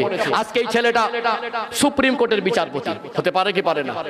অতএব একটা সময় এসে ওই মানুষটাকে সম্মান করে, স্যার ভালো আছেন। আবার অনেক সময় শিক্ষকরা গর্ব করে বলে ওই আইপিএস, ওসিডিসি, ওই ডিএম, ওই পুলিশ অফিসার, ওই ইঞ্জিনিয়ার, ওই ডক্টর ও আমার ছাত্র। আল্লাহর নবী, আল্লাহর প্রিয় হাবিব নবুয়ত লাভ করবেন, বিশ্বের মানুষের কাছে তিনি দিনের দাওয়াত পৌঁছাবেন।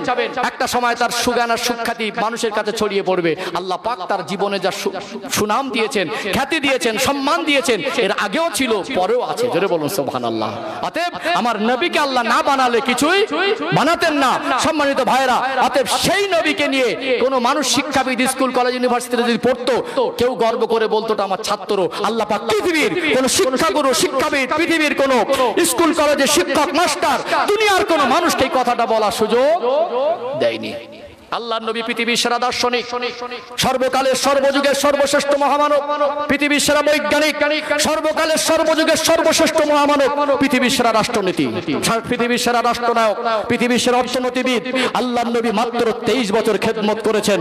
মক্কা মদিনায় যেখানে জ্যান্ত মানুষকে জীবিত কবর দেওয়া হতো, বাপ বেটা একটা মহিলার সঙ্গে জেনা করত, মনুষ্যত্ব তাদের ভিতরে ছিল না, অন্ধকারে ডুবে থাকা মানুষদের মাঝে আল্লাহর নবী 23 বছরের খেদমতে আল্লাহর কোরআনুল কারীম দিয়ে রাষ্ট্রনেতা হয়ে, রাষ্ট্র পরিচালনা করে, শান্তি কায়েম করে পৃথিবীর মানুষকে ইসলাম নামক জীবন ব্যবস্থাটাকে কায়েম করে দেখিয়ে দিয়ে গেছেন। জোরে বলুন সুবহানাল্লাহ। সম্মানিত ভাইরা, সেই নবীকে নিয়ে যদি পড়াশোনা করেন, গবেষণা করেন, আপনার মনে হবে যতই পড়বো আর একটু পড়তে ভালো লাগে। সেই নবীর শানে যদি আপনি বলেন সহি হাদিস মানি, নামাজ পড়ছেন হাদিস অনুযায়ী, কোরআন পড়ছেন, জামা পড়ছেন হাদিস অনুযায়ী, ব্যবসা করছেন হাদিস অনুযায়ী, ঘুমাচ্ছেন হাদিসের আমল করে, কিন্তু নবীকে যদি সম্মান করতে না পারেন, আপনার ঈমান কিন্তু পরিপূর্ণ হবে না। সম্মানিত ভাইরা, আজকে দেখুন আমার নবী সাল্লাল্লাহু আলাইহি সাল্লামকে আজকে পৃথিবীর সবথেকে যে বড় ডাক্তার, ওই ডাক্তারকেও নবী বলে মানতে হবে। হবে কি হবে না? একটা ডাক্তারের মনে প্রশ্ন হতে পারে যে জীবনের 63 বছরের জীবন স্কুল কলেজে দরজায় যায়নি, আমি একজন শিক্ষিত ডাক্তার হয়ে সেই মানুষটাকে কেন নবী বলে মানব? কথা বলতে বুঝতে পারছেন না? অতএব আজকে একটা ডাক্তারের কাছে গেলে সঙ্গে সঙ্গে আপনাকে ইউএসজি লিখে দেয়, সঙ্গে সঙ্গে আপনাকে ব্লাড টেস্টের একটা ফর্মুলা দিয়ে দেয়, দেয় কি দেয় না? যেখানে এইরকম চিকিৎসা বিজ্ঞানের জন্ম হয়নি, তখন এইরকম বড় বড় ল্যাবরেটরির জন্ম হয়নি, আজ থেকে 1400 বছর আগে আল্লাহর নবী চিকিৎসার তথ্য দিয়েছেন। জোরে বলবেন না? দয়ার নবী মায়ার নবীর কাছে সাহাবায়ে কেরামের আসা বললেন, ইয়া রাসূলুল্লাহ, একটা পাত্রে যদি কুকুরে মুখ দেয় ওই পাত্রটা কিভাবে কবার ধৌত করব? ভিক্টোরিয়া জীবাণু কি মানুষ তখন আবিষ্কার করেনি? সর্বকালের সর্বযুগের সর্বশ্রেষ্ঠ মহামানব, যিনি বিশ্ববাসীর জন্য রহমত, সেই রহমাতুল লিল আলামিন আজ থেকে 1400 বছর আগে সাহাবাদের বলেছিলেন, সাহাবারা যখন কোন পাত্রে কুকুরে মুখ দেবে ওই পাত্রটা মাটি দিয়ে তোমরা 7 বার ধৌত করো। 63 বছরের জীবনের একটা কথা মিথ্যা নয়। আজকে চিকিৎসা বিজ্ঞান অবাক, যে লোকটা স্কুল কলেজ ইউনিভার্সিটিতে পড়েনি, যে লোকটা কোনো বিদ্যালয়ে যায়নি, এত নিখুঁত ভাবে বহু ল্যাবরেটরিতে 2 বার 3 বার 4 বার মাটি দিয়ে ধৌত করে একটা পাত্রে কুকুরকে খাইয়ে বহুবার পরীক্ষা করে দেখা গেছে জীবাণু মুক্ত হয়নি। প্রত্যেকটা বারে 7 বার করে ধৌত করার পরে জীবাণু মুক্ত হয়েছে। আজকে চিকিৎসা বিজ্ঞান যত উন্নত হোক, আল্লাহ নবীর মতো এত বড় বৈজ্ঞানিক কোনদিন কিয়ামত পর্যন্ত হওয়া সম্ভব নয়। পৃথিবীতে কত গাছগাছালি লতাপাতা আছে, আল্লাহর নবী সাল্লাল্লাহু আলাইহি সাল্লাম আজ থেকে 1400 বছর আগে বলেছেন, মানুষ মারা গেলে মানুষকে বড়ই পাতা অর্থাৎ কুল পাতার পানি গরম করে গোসল দাও। আজকে এটা নিয়ে গবেষণা করছে। আমি আপনি ইসলামকে নিয়ে পড়াশোনা গবেষণার চিন্তাধারা রাখি না, আমল করার চিন্তাধারা রাখি না, আর একদল মানুষ 2024 সালে আর ইসলামকে ধ্বংস করার পরিকল্পনা করছে কি করে না? আল্লাহর নবীর কোনো কথা কোনো হাদিস যদি মিথ্যা হয়, আল্লাহর নবীকে নিয়ে অপবাদ দেবে সমাজের মানুষের কাছে, আল্লাহর নবীকে ইসলামকে নিয়ে কটূক্তি করে ছড়িয়ে দেবে। এই চিন্তা নিয়ে কিছু মানুষ ইসলামের পিছনে পড়ে আছে না নেই? দেখবেন ইসলাম ধর্মাবলম্বী অন্য কারো ধর্ম নিয়ে অত টানাটানি করে না। গোটা বিশ্বে যত আক্রমণ সব ইসলাম ধর্মের উপরে। কথা ঠিক না বেঠিক? জানে সত্য, এই সত্য আর মিথ্যা, হাকিকত চুপ नहीं सकती, बनावट के ओसीलों से खुशबू आ नहीं सकती, कागज के फूलों से। মনে রাখবেন, আজকে দিনে মাঝে মাঝে স্টেজ সাজানো হয় কাপড়ের কাগজের ফুল, দুধ থেকে ফুলের মতো দেখলেও একটা প্রাকৃতিক ফুলের, আল্লাহ সৃষ্টি ফুলের ভিতরে যে খুশবু আর উপাদান থাকে ওই রকম কাগজের তৈরি ফুলের খুশবু উপাদান থাকে না। ইসলাম সত্য, ইসলাম দুনিয়া শুরু থেকে ছিল, ইসলাম কিয়ামত পর্যন্ত থাকবে। পৃথিবীর কোন শক্তি, পৃথিবীর কোন ব্যক্তির ইসলামকে মিটিয়ে দেওয়ার ক্ষমতা আজও হয়নি, কিয়ামত পর্যন্ত হবে না। এই জন্য আজকে যতদিন যাচ্ছে ইসলামকে মিটিয়ে দেওয়ার চক্রান্ত করছে, যতদিন যাচ্ছে ভিন্ন ধর্মের মানুষেরা দলে দলে ইসলামের মধ্যে আসে না, তাকে কেউ জোর করে আনতে হয় না। হাকিকত চুপ নেহি সকতি, এই জন্য কবি বলছে হাকিকত কখনো লুকিয়ে থাকে না, বানাওয়াট কে আসিলছে, যত রকম বানাওয়াটি দিয়ে হাকিকতকে লুকানোর চেষ্টা করো, হাকিকত লুকিয়ে রাখা যায় না। খুশবু আ নেহি সকতি, কাগজকে ফুল এসে যেমন কাগজের ফুলের থেকে খুশবু পাওয়া যায় না। সম্মানিত উপস্থিতি, প্যারা হাজিরিন, আপনারা জ্ঞানী শিক্ষিত মানুষ, যে কথা বলছিলাম আজকে এই কথা নিয়ে, আল্লাহর নবীর কথা নিয়ে গবেষণা হচ্ছে যে বড়ই পাতার কথা কেন বললেন। আরো তো গাছগাছালি আছে, পরীক্ষা নিরীক্ষা করে আজকে গবেষণায় বেরিয়ে এসেছে ওর ভিতরে অ্যান্টিসেপ্টির পরিমাণটা বেশি আছে। জোরে বলবেন না? সম্মানিত ভাইরা, নবী আমার তিনি স্কুল কলেজ ইউনিভার্সিটিতে পড়েননি, আল্লাহ পাক তাকে যে জ্ঞান দিয়েছিলেন, আল্লাহর জ্ঞান, আল্লাহ প্রদত্ত যে জ্ঞান, দুনিয়ার কোন মানুষ কিয়ামত পর্যন্ত নবীর থেকে বেশি জ্ঞানী হতে পারবে না, কখনো সম্ভব নয়। যদি নবীর থেকে কেউ বেশি জ্ঞানী হয়ে যায় তাহলে তাকে নবীকে মানতে কষ্ট হবে। এই জন্য আল্লাহ নবীদেরকে যে জ্ঞান দেন ওটা ওহির জ্ঞান, আল্লাহ প্রদত্ত জ্ঞান, সাধারণ মানুষের ওই জ্ঞানের সঙ্গে তুলনা করা যাবে না। জ্ঞানে গুণে চিন্তায় চেতনায় কথায় ভাবনায় পোশাকে লেবাসে চাল চলনে চাউনিতে ভঙ্গিতে গোটা টোটাল জীবনে মাথার চুল থেকে পায়ের তলা ধুলো পর্যন্ত সাধারণ মানুষ কোনোদিন নবীদের সঙ্গে এক হতে পারে না। আবার বলছি, নবী জিন নয়, ফারিস্তা নয়, মানুষ। আমরা মানুষ, আমার আপনার নবী আমার আপনার মতো কোয়ালিটি কোয়ান্টিটির মানুষ নয়। আল্লাহ নবী সাল্লাল্লাহু আলাইহি সাল্লাম আজ থেকে 1400 বছর আগে বলেছেন যে খাদ্য খাওয়ার পরে খাদ্যের পাত্রটা চেটে পরিষ্কার করে খাও। 2015 সালে মানুষ উন্নতি হলো, চেয়ার টেবিলে বসে ভাত খেলো। এখন ভিন্ন দেশের, আমাদের সমাজে কিছু মানুষের ওই ভিন্ন দেশের কালচার পছন্দ হয়, ওরা খাদ্য নষ্ট করাকে আদর্শ মনে করে, স্টাইল, খাদ্য নষ্ট করে ফেলে আসে, ওটা চেটে খায় না। আল্লাহ নবী সাল্লাল্লাহু আলাইহি সাল্লাম যিনি গোটা বিশ্বের মানবতার দূত, গোটা বিশ্বের মানুষকে আদর্শ শিক্ষা দিলেন, সেই নবী খাদ্য খাবার পরে কেন তিনি থালা চেটে খেতে বললেন? আমার নবীকে আল্লাহ পাক কত বড় মাপের বৈজ্ঞানিক করেছিলেন, আমার নবীকে কত বড় মাপের চিকিৎসক করেছিলেন। আজকে তাকে নিয়ে গবেষণা করে আজকে চিকিৎসা বিজ্ঞান অবাক হয়ে গেছে যে একটা মানুষ খাদ্য খাবার পরে যখন ওই পাত্রটা চেটে পরিষ্কার করতে যাবে, বারবার ওই পাত্রটাকে আঙুল দিয়ে বুলিয়ে গালের মধ্যে নাড়াচাড়া করতে হবে। আল্লাহ সৃষ্টিগত বৈশিষ্ট্য, যখন গালের মধ্যে আপনি আঙুল দিয়ে বারবার নাড়া দেবেন, আপনার গালের ভিতর থেকে একটা লালার উৎপাদন হবে। ওই লালার ভিতরে আল্লাহ পাক এমন উপযুক্ত মেডিসিন রেখেছেন যেটা খাদ্যকে খাদ্যকে হজম করতে সহযোগী করে। জোরে বলুন সুবহানাল্লাহ। আজকে বড় বড় ডক্টররা বলছেন, যিনি স্কুল কলেজে পড়েননি, এই জ্ঞান সাধারণ কোনো মানুষের জ্ঞান নয়, এত নিখুঁত ভাবে সাধারণ কোনো মানুষ বলতে পারেন না। অতএব তানার কথার দ্বারা যদি দু চারটে কথা নিয়ে গবেষণা করে, পৃথিবীর সব থেকে বড় ডক্টরও তানাকে নবী বলে মেনে নেবে, তো অসুবিধার কোনো অপশন থাকবে না। আল্লাহ সেই রকম কোনো অপশন দেয়নি। আমার নবীর জীবনের স্পেশালিটিটা আল্লাহ পাক দুনিয়ার মানুষের জীবনের চিন্তাধারার বাইরে বলেছেন। আমার হাবিবের জ্ঞানটাকে আল্লাহ পাক এত জ্ঞানান্বিত করেছেন। আমার হাবিবকে আল্লাহ পাক আল্লাহ প্রদত্ত যে জ্ঞান দিয়েছিলেন, দুনিয়ার মানুষ কিয়ামত পর্যন্ত চিন্তা করে শেষ করতে পারবে না। কথা ঠিক না বেঠিক? দুনিয়ার বৈজ্ঞানিকের গবেষণা ভুল হতে পারে, কোন বৈজ্ঞানিক গবেষণা করেছে আমি ভুল বলছি না, তবে ভুল হতে পারে। অনেক কথা তারা ভুল বলেছে না বলেনি? সম্মানিত ভাইরা, 2022 সালের আগে একবার বলছিল 2022 সালে পৃথিবী ধ্বংস হবে। তবে দুনিয়ার বৈজ্ঞানিক আজকে গবেষণা করে বলছে পৃথিবী একদিন ধ্বংস হবে। বলছে না বলে না? তোমাদের দৌড় চাঁদ পর্যন্ত, মঙ্গল গ্রহ পর্যন্ত যেতে পারে, তোমাদের দৌড় প্রথম আসমান খুঁজে পাবে না। তারা ইসলামকে নিয়ে গবেষণা করছে। আজকে যারা বলছে যে আল্লাহর হাবিব 7 আসমান ভ্রমণ করে আরশ আজিম লা মাকান আল্লাহর সঙ্গে দিদার করেছেন, এই একটা আসমান থেকে আর একটা আসমানের দূরত্ব কত দূর? দুনিয়ার জীবনের মানুষের 500 বছরের সমান রাস্তা। তুমি মরে গেলে প্রথম আসমান টপকাতে পারবে না। তোমার জ্ঞান ওই স্যাটেলাইট দিয়ে কিছু চিত্র তুমি রেকর্ড করতে পারো, কিন্তু আল্লাহর প্রিয় হাবিবকে আল্লাহ পাক যে আসমানি জ্ঞান দিয়েছেন, আল্লাহ পাক স্বয়ং তাকে 7 আসমান ভ্রমণ করিয়ে আল্লাহ পাক সিদরাতুল মুনতাহা আর শাজিম পর্যন্ত আল্লাহর হাবিবকে সচক্ষে দেখিয়েছেন। জোরে বলুন সুবহানাল্লাহ। অতএব যতই বড় গবেষক হও তুমি, আল্লাহর নবীর থেকে বড় বৈজ্ঞানিক তোমার হওয়ার ক্ষমতা নেই। অতএব সেই হাবিবের আদর্শে আদর্শিত আমাদের হওয়া দরকার আছে না নেই? আছে না? সেই হাবিবের কথা মতো চলতে হবে।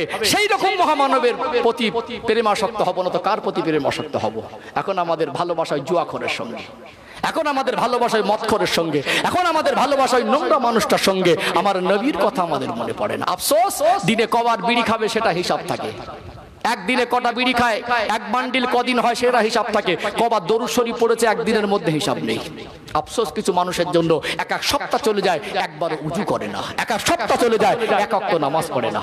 আফসোস, কিছু মানুষের জন্য একটা সপ্তাহ চলে যায় নবীর শানে একবার মহব্বতে দরুদ শরীফও পড়ে না। আর অবাক হবেন, আমি প্র্যাকটিক্যালের কিছু কথা আপনাদের বলি। কিছু মানুষ আছে দেখবেন, এখানে যদি বসে বলা হয় একটু দরুদ শরীফ পড়েন, পাশ থেকে একজন পড়ে আর একজনের দোল খায়।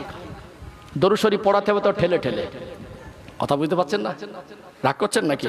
দেখবেন 10 সময় কিছু মানুষ কাঁদে, আল্লাহ মরণের আগে দিদারে কাবা শরীফ মদিনা শরীফে যাওয়ার মতো তৌফিক দেন। একজন কেঁদে কেঁদে পাশ থেকে বলছে আল্লাহুম্মা আমিন, আর একজন হাত চুলকাচ্ছে, এখন দোয়াটা শেষ হলো না। কথা বুঝতে পারছেন না? যাওয়ার মন আছে? যাওয়ার মন আছে? আল্লাহকে ডাকো। আল্লাহ চাইলে তুমি কাবার মেহমান হয়ে যাবে। টাকায় হয় না, টাকায় হয় না। আল্লাহকে বলেন কেঁদে কেঁদে, আল্লাহ মরণের আগে আমার সেই প্রিয় হাবিবের দরবারে গিয়ে একবার যেন সালামটুকু দিতে পারি, আমার রাসূলুল্লাহ দরবারে গিয়ে একবার যেন গিয়ে আমার হাবিবকে একটু দরবারে দাঁড়িয়ে সালামটুকু দিতে পারি। আল্লাহ তোমাকে নিয়ে যাবে। আমাদের তো বিড়ির সঙ্গেই মহব্বত। ইদানিং দেখছি গাঁজাখোর মারাত্মক আকারে বেড়ে গেছে। চেহারা দেখে, চালচলন দেখে বোঝার উপায় নেই। মাঝে মাঝে মনকে বিশ্বাস করাতে পারবেন এই লোকটা গাঁজা খায়, আবার একবার দুবার খেতে এখন দিনে 4-5 বার করে ডোজ। কোথায় হারিয়ে যাচ্ছি, ডুবে যাচ্ছি। শুধু বলছি মুসলমানের দিনকাল ভালো না। কে বলেছে আপনাকে মুসলমানের দিনকাল ভালো না? মুসলমান যখন নামে মুসলমান হবে, উপরে খোলসটা মুসলমান, ভিতরে নাফরমান হয়ে যাবে, ওর দিনকাল কি করে ভালো হবে? মুসলমানের দিনকাল ভালো ছিল, দুনিয়া শুরু থেকে ছিল, আজও ভালো আছে, কিয়ামত পর্যন্ত থাকবে। মুসলমান মরলেও শহীদ আর বাঁচলেও গাজী। মুসলমানের দিনকাল খারাপ হয় না। আলোচনা কষ্ট পাচ্ছেন নাকি? রাগ করছেন? এই জন্য আমরা আকীদা ঠিক রাখবো ইনশাআল্লাহ। সমাজে কিছু গরমপন্থী আর কিছু চরমপন্থী আছে, ঝগড়া ঝামেলায় যাবেন না। 5 হুজুর কেবলা, দাদা হুজুর কেবলা, তাদের নকশা কদমটা দেখবেন, তারাও হানাফি মাযহাব মেনেছে। এখানে বলবো হুজুরদের প্রাধান্য দিচ্ছেন। অবশ্যই আমরা আল্লাহর নবীকেই মানি, অবশ্যই আমরা ইমামকে মানি, কিন্তু আমরা আল্লাহকে রসুলকে বাদ দিয়ে ধরি না, বরং এদেরকে মহব্বত করে এদের শিক্ষক হিসাবে মেনে আমরা আল্লাহ এবং রসুলকে হাসিল করার রাস্তা খুঁজি। কথা ঠিক না বেঠিক? পীর হলো আমাদের শিক্ষক, পীর হলো আমাদের শিক্ষক। শিক্ষকের সঙ্গে সুসম্পর্ক না থাকলে ওই ছাত্রটা যোগ্য ছাত্র হতে পারে না। আল্লাহ আমাদের বোঝার তৌফিক দান করেন। বলেন আল্লাহুম্মা আমিন, বলেন আল্লাহুম্মা আমিন। একটু তাকবীর দেন, নারে তাকবীর। মাঝে মাঝে একটু দরুদ শরীফ না পড়লে মজলিসের হক আদায় হয় না, রহমত বর্ষণও হয় না। আমি প্রথমে উঠে বলছিলাম যে আমি মাঝে মাঝে বলি মালদা জেলাতে কিছু জীবনী জলসা হয়, এক স্টেজে 10 দিন, 2.5-3 ঘন্টা করে। এই জীবনে ধারাবাহিকতা আমি কয়েক বছর মাহফিল করেছি, 10 দিন থাকা একটা কঠিন হয়ে যায়, চাপ থাকে, তারপরেও আলহামদুলিল্লাহ নবীর মহব্বতে মাঝে মাঝে করি। তো এই যে নবীর জীবনী এখন স্টেজে আলোচনা করতে বসলে, যেহেতু নবী দিবসের মাস, মাঝে মাঝে বলি কোথায় ধরবো আর কোথায় ছাড়বো, ধরলে তো যাবে, টাইম যেন এমনি পার হয়ে যায়। যাই হোক, বেশি রাত করা উচিত হবে না। এই মাহফিলটা আল্লাহ পাক যেন কিয়ামত পর্যন্ত কবুল করেন, বলেন আল্লাহুম্মা আমিন। একটু দরুদ শরীফ পড়িয়ে নেবো, 5 মিনিট নবীর ভালোবাসার কথা বলে আমরা সমাপ্তির দিকে আসবো ইনশাআল্লাহ। অসুবিধা হচ্ছে নাকি? একটু মহব্বতে দরুদ শরীফ আল্লাহুম্মা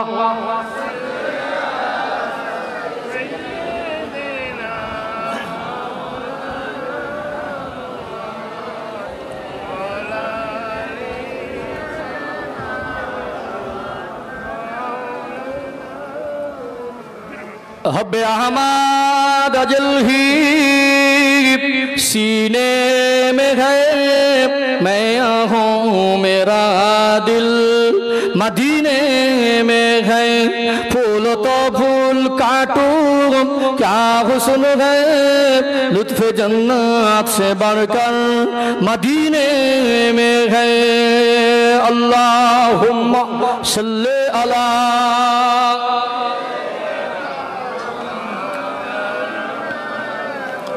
व अला अली सय्यदिना।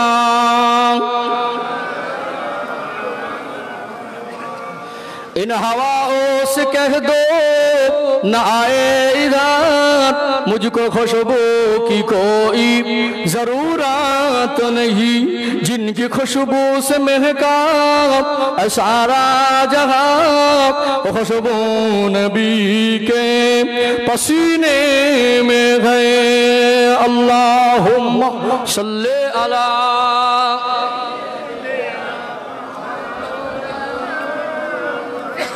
व अला अली सय्यदिना। একটু জেকের করেন লা ইলাহা ইল্লাল্লাহ, মাশাআল্লাহ রো মহব্বতে লা ইলাহা ইল্লাল্লাহ, লা ইলাহা ইল্লাল্লাহ মুহাম্মাদুর রাসূলুল্লাহ সাল্লাল্লাহু আলাইহি ওয়াসাল্লাম। সবাই পড়ে হাসবি রব্বি জাল্লাল্লাহ,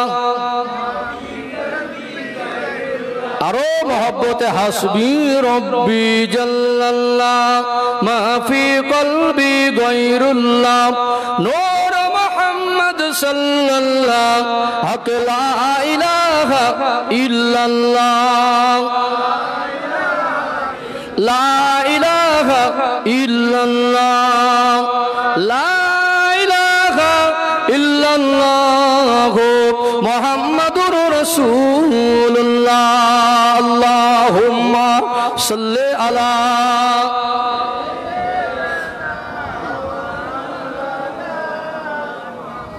ওয়া আলা আলি সাইয়্যিদিনা। ও ভাইজানেরা, সোনার মানিক যুবকেরা, আব্বার মায়েরা, নবী আমার সোনা জবানে বললেন, মানা হাব্বানি ফাকাদ আহাব্বাহুল্লাহ, যে ব্যক্তি আমি রাসূলুল্লাহকে ভালোবাসলো, ওই ব্যক্তি যেন স্বয়ং আল্লাহকে ভালোবাসলো। জোরে বলুন সুবহানাল্লাহ। এত বড় কথা আর কেউ বলতে পারবে না।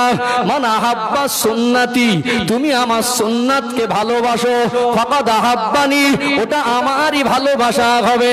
ওমানা হাব্বানি, যে আমাকে ভালোবাসবে, কানা মাই ফিল জান্নাহ, ওই ব্যক্তিটা আমি রাসূলুল্লাহর সঙ্গে আল্লাহর জান্নাতে যাবে। ভালোবাসার মানুষকে কেউ অপমান করে না, ভালোবাসার মানুষকে কেউ ছোট চোখে দেখে না। অতএব পৃথিবীর সব কিছুর থেকে, এমনকি নিজের জানের থেকে যদি নবীকে ভালো না বাসলে, ঈমান যদি পরিপূর্ণ না হয়, সেই নবীকে ভালোবাসা দরকার আছে না নেই? ভালোবাসা বেকার নয়, আপনার জীবন পরিবর্তন হবে। নবীকে একটু প্রাণ দিয়ে ভালোবাসুন। নবীর ভালোবাসা বড় দামি। একটু সংক্ষেপে বলে, জীবনে দীঘায় বেড়াতে গেছেন, কাশ্মীরে গেছেন, আজমির শরীফে গেছেন, একবার আল্লাহর কাছে দোয়া চাইবেন, আল্লাহ মরণের আগে যেন একবার আমার রাসূলুল্লাহর দরবারে যেতে পারি। আল্লাহ যেন যে কাবা ঘরের দিকে যে সামনে মুখ করে, যে কাবা ঘরের দিকে চেহারা করে, কিবলা করে কাবাকে নামাজ পড়ি, আল্লাহ কাবাকে সচক্ষে দেখতে পাই। দুনিয়ায় চোখ দিয়ে অনেক কিছু দেখেছেন, মক্কা মদিনা জমিন আল্লাহ দয়াময় এত নিয়ামত করেছেন, জান্নাতি কিছু জিনিসকে আমার আল্লাহ মক্কা মদিনা জমিনে রেখেছেন। জোরে বলুন সুবহানাল্লাহ। হাজরে আসওয়াদ ওই পাথরটা দুনিয়ার কোন সম্পদ নয়, ওটা হলো জান্নাতি পাথর। মাকামে ইব্রাহিম ওই পাথরটা দুনিয়ার কোন সম্পদ নয়, ওটা হলো জান্নাতি পাথর। এই হাত দিয়ে ছোঁয়া লাগানো, ঠোঁট দিয়ে চুমা খাওয়া, এটা ভাষায় বলে বোঝানো যায় না। নবী আমার বললেন, মা বাইনা বাইতি মিম্বারি ও রওজাতি রওজাতুন মির রিয়াজুল জান্নাহ। আমি রাসূলুল্লাহ, আমার ঘর আয়েশা সিদ্দিকা রাদিয়াল্লাহু আনহা, মাজান হযরত আয়েশা সিদ্দিকা রাদিয়াল্লাহু আনহার হুজরা মুবারক, অর্থাৎ আল্লাহ নবীর মাজার মুকদ্দাস থেকে নিয়ে যেখানে নবী আমার কদম মুবারক রেখে ইমামতি করে নামাজ পড়াতেন, এই মিডিলের জায়গাটা 100 ফুটও হবে না, খুব বেশি বড় জায়গা নয়। নবী আমার সোনার জবানে বললেন, এটা দুনিয়া নয়, এটা হলো আল্লাহর জান্নাতের বাগান। কুল্লু মান আলাইহা ফান ওয়া ইয়াবকা ওয়াজহু রাব্বিকা যুল জালালি ওয়াল ইকরাম। আমার আল্লাহ সব ফানা করে দেবেন, যখন কিয়ামত হবে আমার আল্লাহ ঘোষণা দেবেন, যাও যাও আমার ফেরেশতারা, আমার হাবিব যেটাকে জান্নাত বলে ঘোষণা করেছেন ওটাকে ধ্বংস করা যাবে না, ওই জায়গাটা উঠিয়ে আমি আল্লাহর জান্নাতে জমা করে দাও। আল্লাহ নবীর ওই 10 বছরের মদিনার জীবন, হুজরা মুবারক থেকে বেরিয়েছেন, ইমামতির জায়গায় দাঁড়িয়েছেন, ওই জান্নাতের বাগানে রিয়াজুল জান্নাত ভিতরে যাবেন, মনে মনে হবে যেখানেই বসবেন, যেখানেই সিজদা দেবেন, যেখানেই বসে হাঁটাচলা করবেন, মনে হবে যেন আমার নবীর কদম মুবারকের ছোঁয়াটা সব জায়গায় মিশে আছে। জোরে বলুন সুবহানাল্লাহ। কয়েকটা গোল গোল পিলিয়ার খুঁটি আছে, আরবি ভাষায় খুঁটির উপরে লেখা আছে উস্তুনে শরীর, উস্তুনে আবু লুবাবা, উস্তুনে আয়েশা, উস্তুনে হযরত জিবরাইল আলাইহিস সালাম, উস্তুনে হান্নানা। এই পিলিয়ার গুলোর হিস্টোরি সবটা বলতে গেলে অনেক লম্বা সময়, সংক্ষেপে একটু ধারণা করে দেই। নবী আমার রমজান মাসে ইতিকাফ করতেন, আল্লাহ নবী যেখানে থাকতেন ওই বিছানাটা যেখানে বিছানো থাকতো ওটা একটা বরকতি জায়গা, ওই জায়গায় একটা পিলিয়ার দেওয়া হয়েছে, ওটা হলো উস্তুনে শরীর। জিবরাইল আমিন আলাইহিস সালাম আল্লাহ নবীর কাছে আসতেন, কখনো মানুষ রূপে বসতেন কি বসতেন না। যেখানে জিবরাইল আমিন আলাইহিস সালাম আল্লাহ নবীর কাছে মানুষ রূপে বসতেন, ওই জায়গাটার নাম হলো, ওখানে একটা পিলিয়ার দেওয়া আছে, ওটা হলো উস্তুনে জিবরাইল আলাইহিস সালাম। আল্লাহর নবী হুজুর আমার বলতেন, ও বাবা সাহাবীরা, এই মসজিদে নববী শরীফের ভিতরে এমন একটা জায়গা আছে, এটা তো বরকতময় জায়গা, এর বরকতময় জায়গা তোমরা যদি জানতে পেরে যাও, ওটা যদি তোমরা বুঝতে পেরে যাও, ওই বরকত হাসিলের জন্য ওই জায়গাটা সব সময় ভিড় হয়ে যাবে। আল্লাহ নবী বেঁচে থাকা অবস্থায় ওই জায়গার বর্ণনা করেননি, ওফাতের পরে আম্মা জান আয়েশা সিদ্দিকা রাদিয়াল্লাহু আনহা ওই জায়গাটা বর্ণনা করে দিয়েছেন। ওই জায়গায় যে খুঁটি ওটা হলো উস্তুনে আয়েশা, অনেক বরকতময় জায়গা। আল্লাহর কাছে দোয়া চাইবেন, ওই দোয়াটা আল্লাহ পাকের দরবারে কবুল হয়ে যাবে। কি জায়গা? একটা হলো উস্তুনে হান্নানা, এর একটা হিস্টোরি, নবীর ভালোবাসা কত দামি একটুখানি আপনাদের তুলে ধরি। ও ভাইরা বাবাজিরা, মসজিদ বড় হয়ে গেল, একটু সংখ্যা বোঝালে অবাক হয়ে যাবেন। আল্লাহ নবী হিজরত করে মদিনা আসলেন। নবী আমার যখন মদিনায় শরীফ এসেছিলেন, আল্লাহ নবীর বয়স ছিল 53 বছর। কত বছর বয়সে হিজরত করলেন? 53 বছর বয়সে। একটা বছর না ঘুরতে ঘুরতে একটা যুদ্ধ হলো, ওটা হলো প্রথম যুদ্ধ, বদরের যুদ্ধ। ওই বদরের যুদ্ধ সৈন্য সংখ্যা ছিল মাত্র 313 জন। কতজন? হিসাব বলছে মুসলমানের সংখ্যা তখন 1000ও টপকায়নি। যা ছিল ওই মক্কায় কিছু আটকে ছিল, হয়তো এক বছরের মধ্যে বেশিরভাগ সব লুকিয়ে চলে এসেছিল। আর কিছু বৃদ্ধ, কিছু বৃদ্ধা, কিছু শিশু, কিছু অসুস্থ মানুষ বাছাই করে 313 বাড়ি, মানে 1000ও টপকায়নি। আল্লাহ নবীর ওফাতের সময় সাহাবার সংখ্যা কম বেশি 1.5 লক্ষের মতো। জোরে বলবেন না? মসজিদ তখন সাদামাটা ভাবে প্রাথমিকভাবে তৈরি করেছিলেন। এখন মসজিদ বড় হলে একটু মসজিদ সংস্কারের দরকার আছে না নেই? আছে না? আলহামদুলিল্লাহ, আপনাদের মসজিদে নামাজ পড়ে একটা মনে আলাদা তৃপ্তি। আল্লাহ মসজিদকে কবুল করেন, বলেন আল্লাহুম্মা। মসজিদটাকে, আল্লাহর ঘরটাকে নিজের ঘর মনে করবেন। নিজের ঘরে একটা বালির কোনা খসলে যেমন লাগে, মসজিদটাকে ওরকম একটা কোনা ধুলো পড়ে থাকলে, অনেক ভদ্র আছে ঘরে ঝাড়ু দেয়, মসজিদে ঝাড়ু লজ্জা পায়, ডিজিটাল ভদ্র। বুঝতে পারেননি? কিছু কিছু মানুষ আসতে আবার মসজিদের নোংরা হয়ে থাকলে ইমামের দিকে মাইন্ড করবেন না। আমি এই কথাগুলো বলা মানে আজকের দিনে কঠিন, আমি আপনাদের কথা বলছি না। সমাজে কিছু কিছু জায়গা আছে দেখবেন যে মসজিদে যদি কোনো ধুলো থাকে না, ওটা চোখটা ইমামের দিকে যায়। আল্লাহর ঘর কেন নিজে হাতে ঝাড়ু দিলে হয় কি? মান সম্মান চলে যাবে। আল্লাহর ঘরের খাদেম হয়ে আল্লাহর কাছে উঠবেন। জোরে বলবেন না? নিজের ঘরটা ঝাড়ু দেয় আর মসজিদে এসে একটুখানি একটা ময়লা তুলে ফেলতে লজ্জা লাগে। এগুলো, এই মাইন্ডগুলো আমাদের চেঞ্জ করা দরকার আছে না? নেই? আলহামদুলিল্লাহ, অনেক সাজানো গোছানো মসজিদ। মসজিদটাকে খেয়াল রাখবেন। মসজিদের খাদ্য হলো মুসল্লি। ইনশাআল্লাহ আল্লাহ যেন মসজিদটাকে কিয়ামত পর্যন্ত কায়েম রাখেন, বলেন আল্লাহুম্মা আমিন। মসজিদ একটা সময় বাড়ানো প্রয়োজন হয়েছে না হয়নি? বাড়ানো। আপনাদের এই প্যালেস, এই পজিশনটা খুব সুন্দর।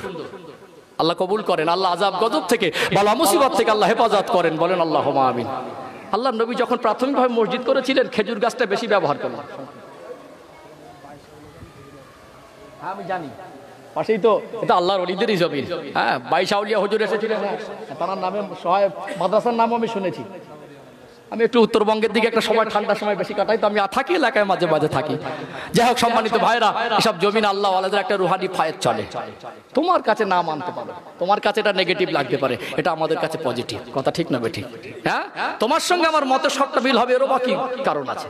তোমার ভালো লাগে তুমি করো, আমার ভালো লাগে এটা আমি করি। তবে অবশ্যই আমরা যে করি শরিয়াতকে বাদ দিয়ে নয়, শরিয়াতের মাপকাঠিতেই করি। যেটা বাড়াবাড়ি ওটা আমরা করি না। আল্লাহ ওয়ালাদের মাজার যাই, জিয়ারত করি, দোয়া করি, আল্লাহ ওয়ালাদের কাছে চাই না, তাদের ওসিলা দিয়ে আল্লাহর কাছে চাই। আমরা মাজার সেজদা করিনি। কথা ঠিক না বেঠিক? কিছু মানুষ আছে ভণ্ড পীর বাংলাদেশে গদিয়েছে, ওদের কারণে এই কিছু কট্টরপন্থী আবার এই হাক্কানি আল্লাহর ওলিদেরকে আক্রমণ করছে। এটাও বাজে জিনিস। মাপকাঠিতে চলা ভালো, মাপকাঠিতে বলা ভালো। একটা কথা যদি মেপে না বলা হয়, ওই কথাটার ওয়েট ঠিক থাকে না। কথা ঠিক না বেঠিক? ও ভাইজানেরা, সোনার মানিক যুবকেরা, আব্বারা মায়েরা, মদিনার মসজিদে নববী শরীফ প্রথম বছর এসে নির্মাণ করলেন। একটা সময় মসজিদ নির্মাণ করার প্রয়োজন হলো, বড় করার প্রয়োজন হলো। মসজিদ বড় হয়ে গেল, কিন্তু মেম্বারটার সংস্কার করা হলো না।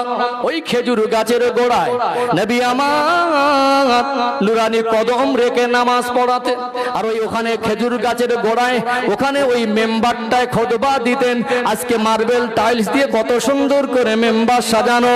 মসজিদ বড় হয়ে গেল, কিছু কিছু সাহাবী বলতে লাগলেন, ইয়া রাসূলুল্লাহ, সব সময় সামনে জায়গা পাই না, কি পরিবেশ।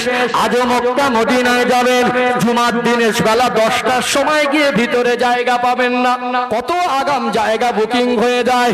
আমার আপনার মতো মুসল্লি নয়, আল্লাহ নবী হলেন ইমাম, সাহাবারা হলেন মুসল্লি। আজান হয়ে গেলে প্রতিযোগিতা শুরু হয়ে যেত, আগে আগে মসজিদে আসবো, সব জায়গা নিয়ে নিত। কিছু মানুষ পিছনে জায়গা পেত। আল্লাহ নবীকে বললেন, ইয়া রাসূলুল্লাহ, যদি একটু মেম্বারটা বড় করে উঁচু জায়গায় দাঁড়াতেন, পিছনে জায়গা পাই, আপনাকে ভালো করে দেখতে পাই না। আল্লাহ নবী বুঝলেন একটু উঁচু জায়গায় দাঁড়ানো দরকার। একজন আনসারী সাহাবাকে ডাকলেন, ও বাবা সাহাবা, তুমি কাঠের কাজ ভালো করো, একটু কাঠ দিয়ে একটা মেম্বার তৈরি করো। একটা মেম্বার তৈরি করলেন, যেহেতু নবী বলেছেন কোনো ত্রুটি রাখেনি, নতুন মেম্বার স্থাপন হলো। নবী আমার নবাবী শরীফ আজ খুতবা দেবেন, গোটা মসজিদটা ভরপুর, উঁচু জায়গায় দাঁড়ালেন, সামনের মানুষও দেখতে পাচ্ছে, পিছনের মানুষও দেখতে পাচ্ছে। আজ মসজিদে নবাবী শরীফে খুশির জোয়ার, কিন্তু কোথা থেকে যেন করুণ সুরে কান্নার আওয়াজ ভেসে আসে। আল্লাহ নবী হুজুর আমার ওই কান্নার আওয়াজ শুনে বলতে লাগলেন, ও বাবা সাহাবীরা, আজকে তো তোমরা খুশি, এটা কিসের কান্না? ওই কান্নার আওয়াজটা হাদিস শরীফে এসেছে, একটা বাচ্চা মানুষ যেমন করে কাঁদে অমনি করে কান্নার আওয়াজ। ও বাবা সাহাবীরা, বলো বলো এটা কিসের আওয়াজ? আল্লাহ নবী বুঝতে পেরে গেলেন এটা মানুষের কান্না নয়, এটা ওই খেজুর গাছের গোড়ার কান্না। মেম্বার থেকে নিচে নামলেন, নুরানি হাত বোলাতে লাগলেন, হে খেজুর গাছের গোড়া, তুই অমনি করে কেন কাঁদিস? ইয়া রাসূলুল্লাহ, ইয়া হাবিবাল্লাহ, আপনি আমার উপরে আপনার নুরানি খোটম মোবারক রেখে দাঁড়াতেন, কখন আপনার নুরানি পিঠ মোবারকটা টেক লাগিয়ে বসতেন। কি অন্যায় করেছি, আজকে নতুন মেম্বার লাগিয়েছেন, আজ থেকে তো আপনি আমার উপরে আর দাঁড়াবেন না। আমি আপনাকে ছাড়া থাকতে পারি না, আমি আপনাকে ছাড়া থাকতে পারবো না, হুজুর আপনি আমায় বঞ্চিত করে দেবেন না। আল্লাহ নবী বললেন, এ খেজুর গাছের গোড়া, তুই অমনি করে কাঁদিস না, অমনি করে কেন কাঁদিস? তুই কান্নাটা বন্ধ কর। আমি রাসূলুল্লাহ আল্লাহর কাছে দোয়া করছি, আমি যদি দোয়া করি আল্লাহ নবী বলেন মুস্তাজাবুদ দাওয়া, আল্লাহ নবী দোয়া করলে ওই দোয়াটা আল্লাহর কাছে কবুল হয়ে যায়। আমি দোয়া করব, তুই শুকনো খেজুর গাছের গোড়া পুনরায় জীবন পাবি, তোকে মদিনার কোন খেজুর বাগানে লাগিয়ে দেবো। কান্নাটা বন্ধ কর, খেজুর গাছের গোড়া কান্না বন্ধ হয় না। ইয়া রাসূলুল্লাহ, যদি আপনি আমার জন্য দোয়া করে আমার জান ফিরিয়ে দেন, আল্লাহ যদি জীবিত করে দেয়, মদিনার খেজুর বাগানের খেজুর গাছে আমার লাভ হবে না। আমি তো আপনাকে ভালোবাসি। আল্লাহ নবী বুঝতে পেরেছিলেন এই ভালোবাসাটা আমারই ভালোবাসা। নবী আমার সান্ত্বনা দিয়েছিলেন, এই খেজুর গাছের গোড়া অমনি করে কাঁদিস না, তুই যে আমায় ভালোবাসিস শুধু এমন নয়, আমি রাসূলুল্লাহ আমি তোকে ভালোবাসি, তুই কান্না বন্ধ কর। যেদিন আল্লাহ জান্নাতে যাব, আমি তোকে আমার সাথে করে নিয়ে আল্লাহ জান্নাতে নিয়ে যাব। বলে আল্লাহ নবী বললেন, গাছের গোড়া থেকে দেখো না, ওখানে গাছের গোড়া ছিল খুঁটি স্থাপন করো, পিলিয়ার, ওটাকে বলে ইস্তুনা। আর ওখান থেকে একটা খুঁটি পাবো, নবাবী শরীফের রিয়াদুল জান্নাহ যাবেন, সেজদা দেবেন, একটা আলাদা জান্নাতি খুঁটি বলা যাবে না। এখন আর পান তামাক সব বিড়ি সিগারেট ফুটকা সব সাথে করে নিয়ে সবার হালাত একরকম না। যে যে নিয়ত করে যাবে আল্লাহ তাকে সেই রকম এক একজনের হালাত এক এক রকম। মক্কা-মদিনা এখন সব ফ্যাশন হয়ে গেছে, বেড়াতে যাচ্ছে একটু আলাদার কথা, এই একটা অন্যরকম মার্কেটিং করছে, আল্লাহর উদ্দেশ্য মানে আল্লাহ কোন আলেমের সঙ্গী হয়ে যাবে, তারা শরিয়াতের বাড়ি তো চলবে, জানা ইতিহাস হিস্টোরি যেসব বরকতময় জায়গা সেগুলো একজন আলেম সোহবতে থাকলে আপনার কাজ করতে সুবিধা হবে। কথা ঠিক যাবে, এই জন্য সবাই ভাইরা একটা খেজুর গাছের গোড়া, তার জন্য আল্লাহ জান্নাত আর জাহান্নাম সৃষ্টি করেছেন। ওরা ঠিকই হিসাব হবে কার? গাছপালা মানুষের। আল্লাহ পাক তামাম বিশ্ববাসীর জন্য সূরা আল আম্বিয়া 17 পারা, আমার আল্লাহ একেবারে শেষের দিকে 17 পারা 10 নম্বর পৃষ্ঠার মিডল পয়েন্টে নিচে আল্লাহ পাক বললেন, ওমা আরসালনাকা ইল্লা রাহমাতাল লিল আলামিন, বিশ্বজাহানের জন্য আল্লাহ তাআলাকে রহমত করলেন। স্পেশালি আল্লাহ আমাদের জন্যই আমার নবীকে আল্লাহ পাক জান্নাতে যাওয়ার ওসিলা বানিয়ে দিয়েছেন।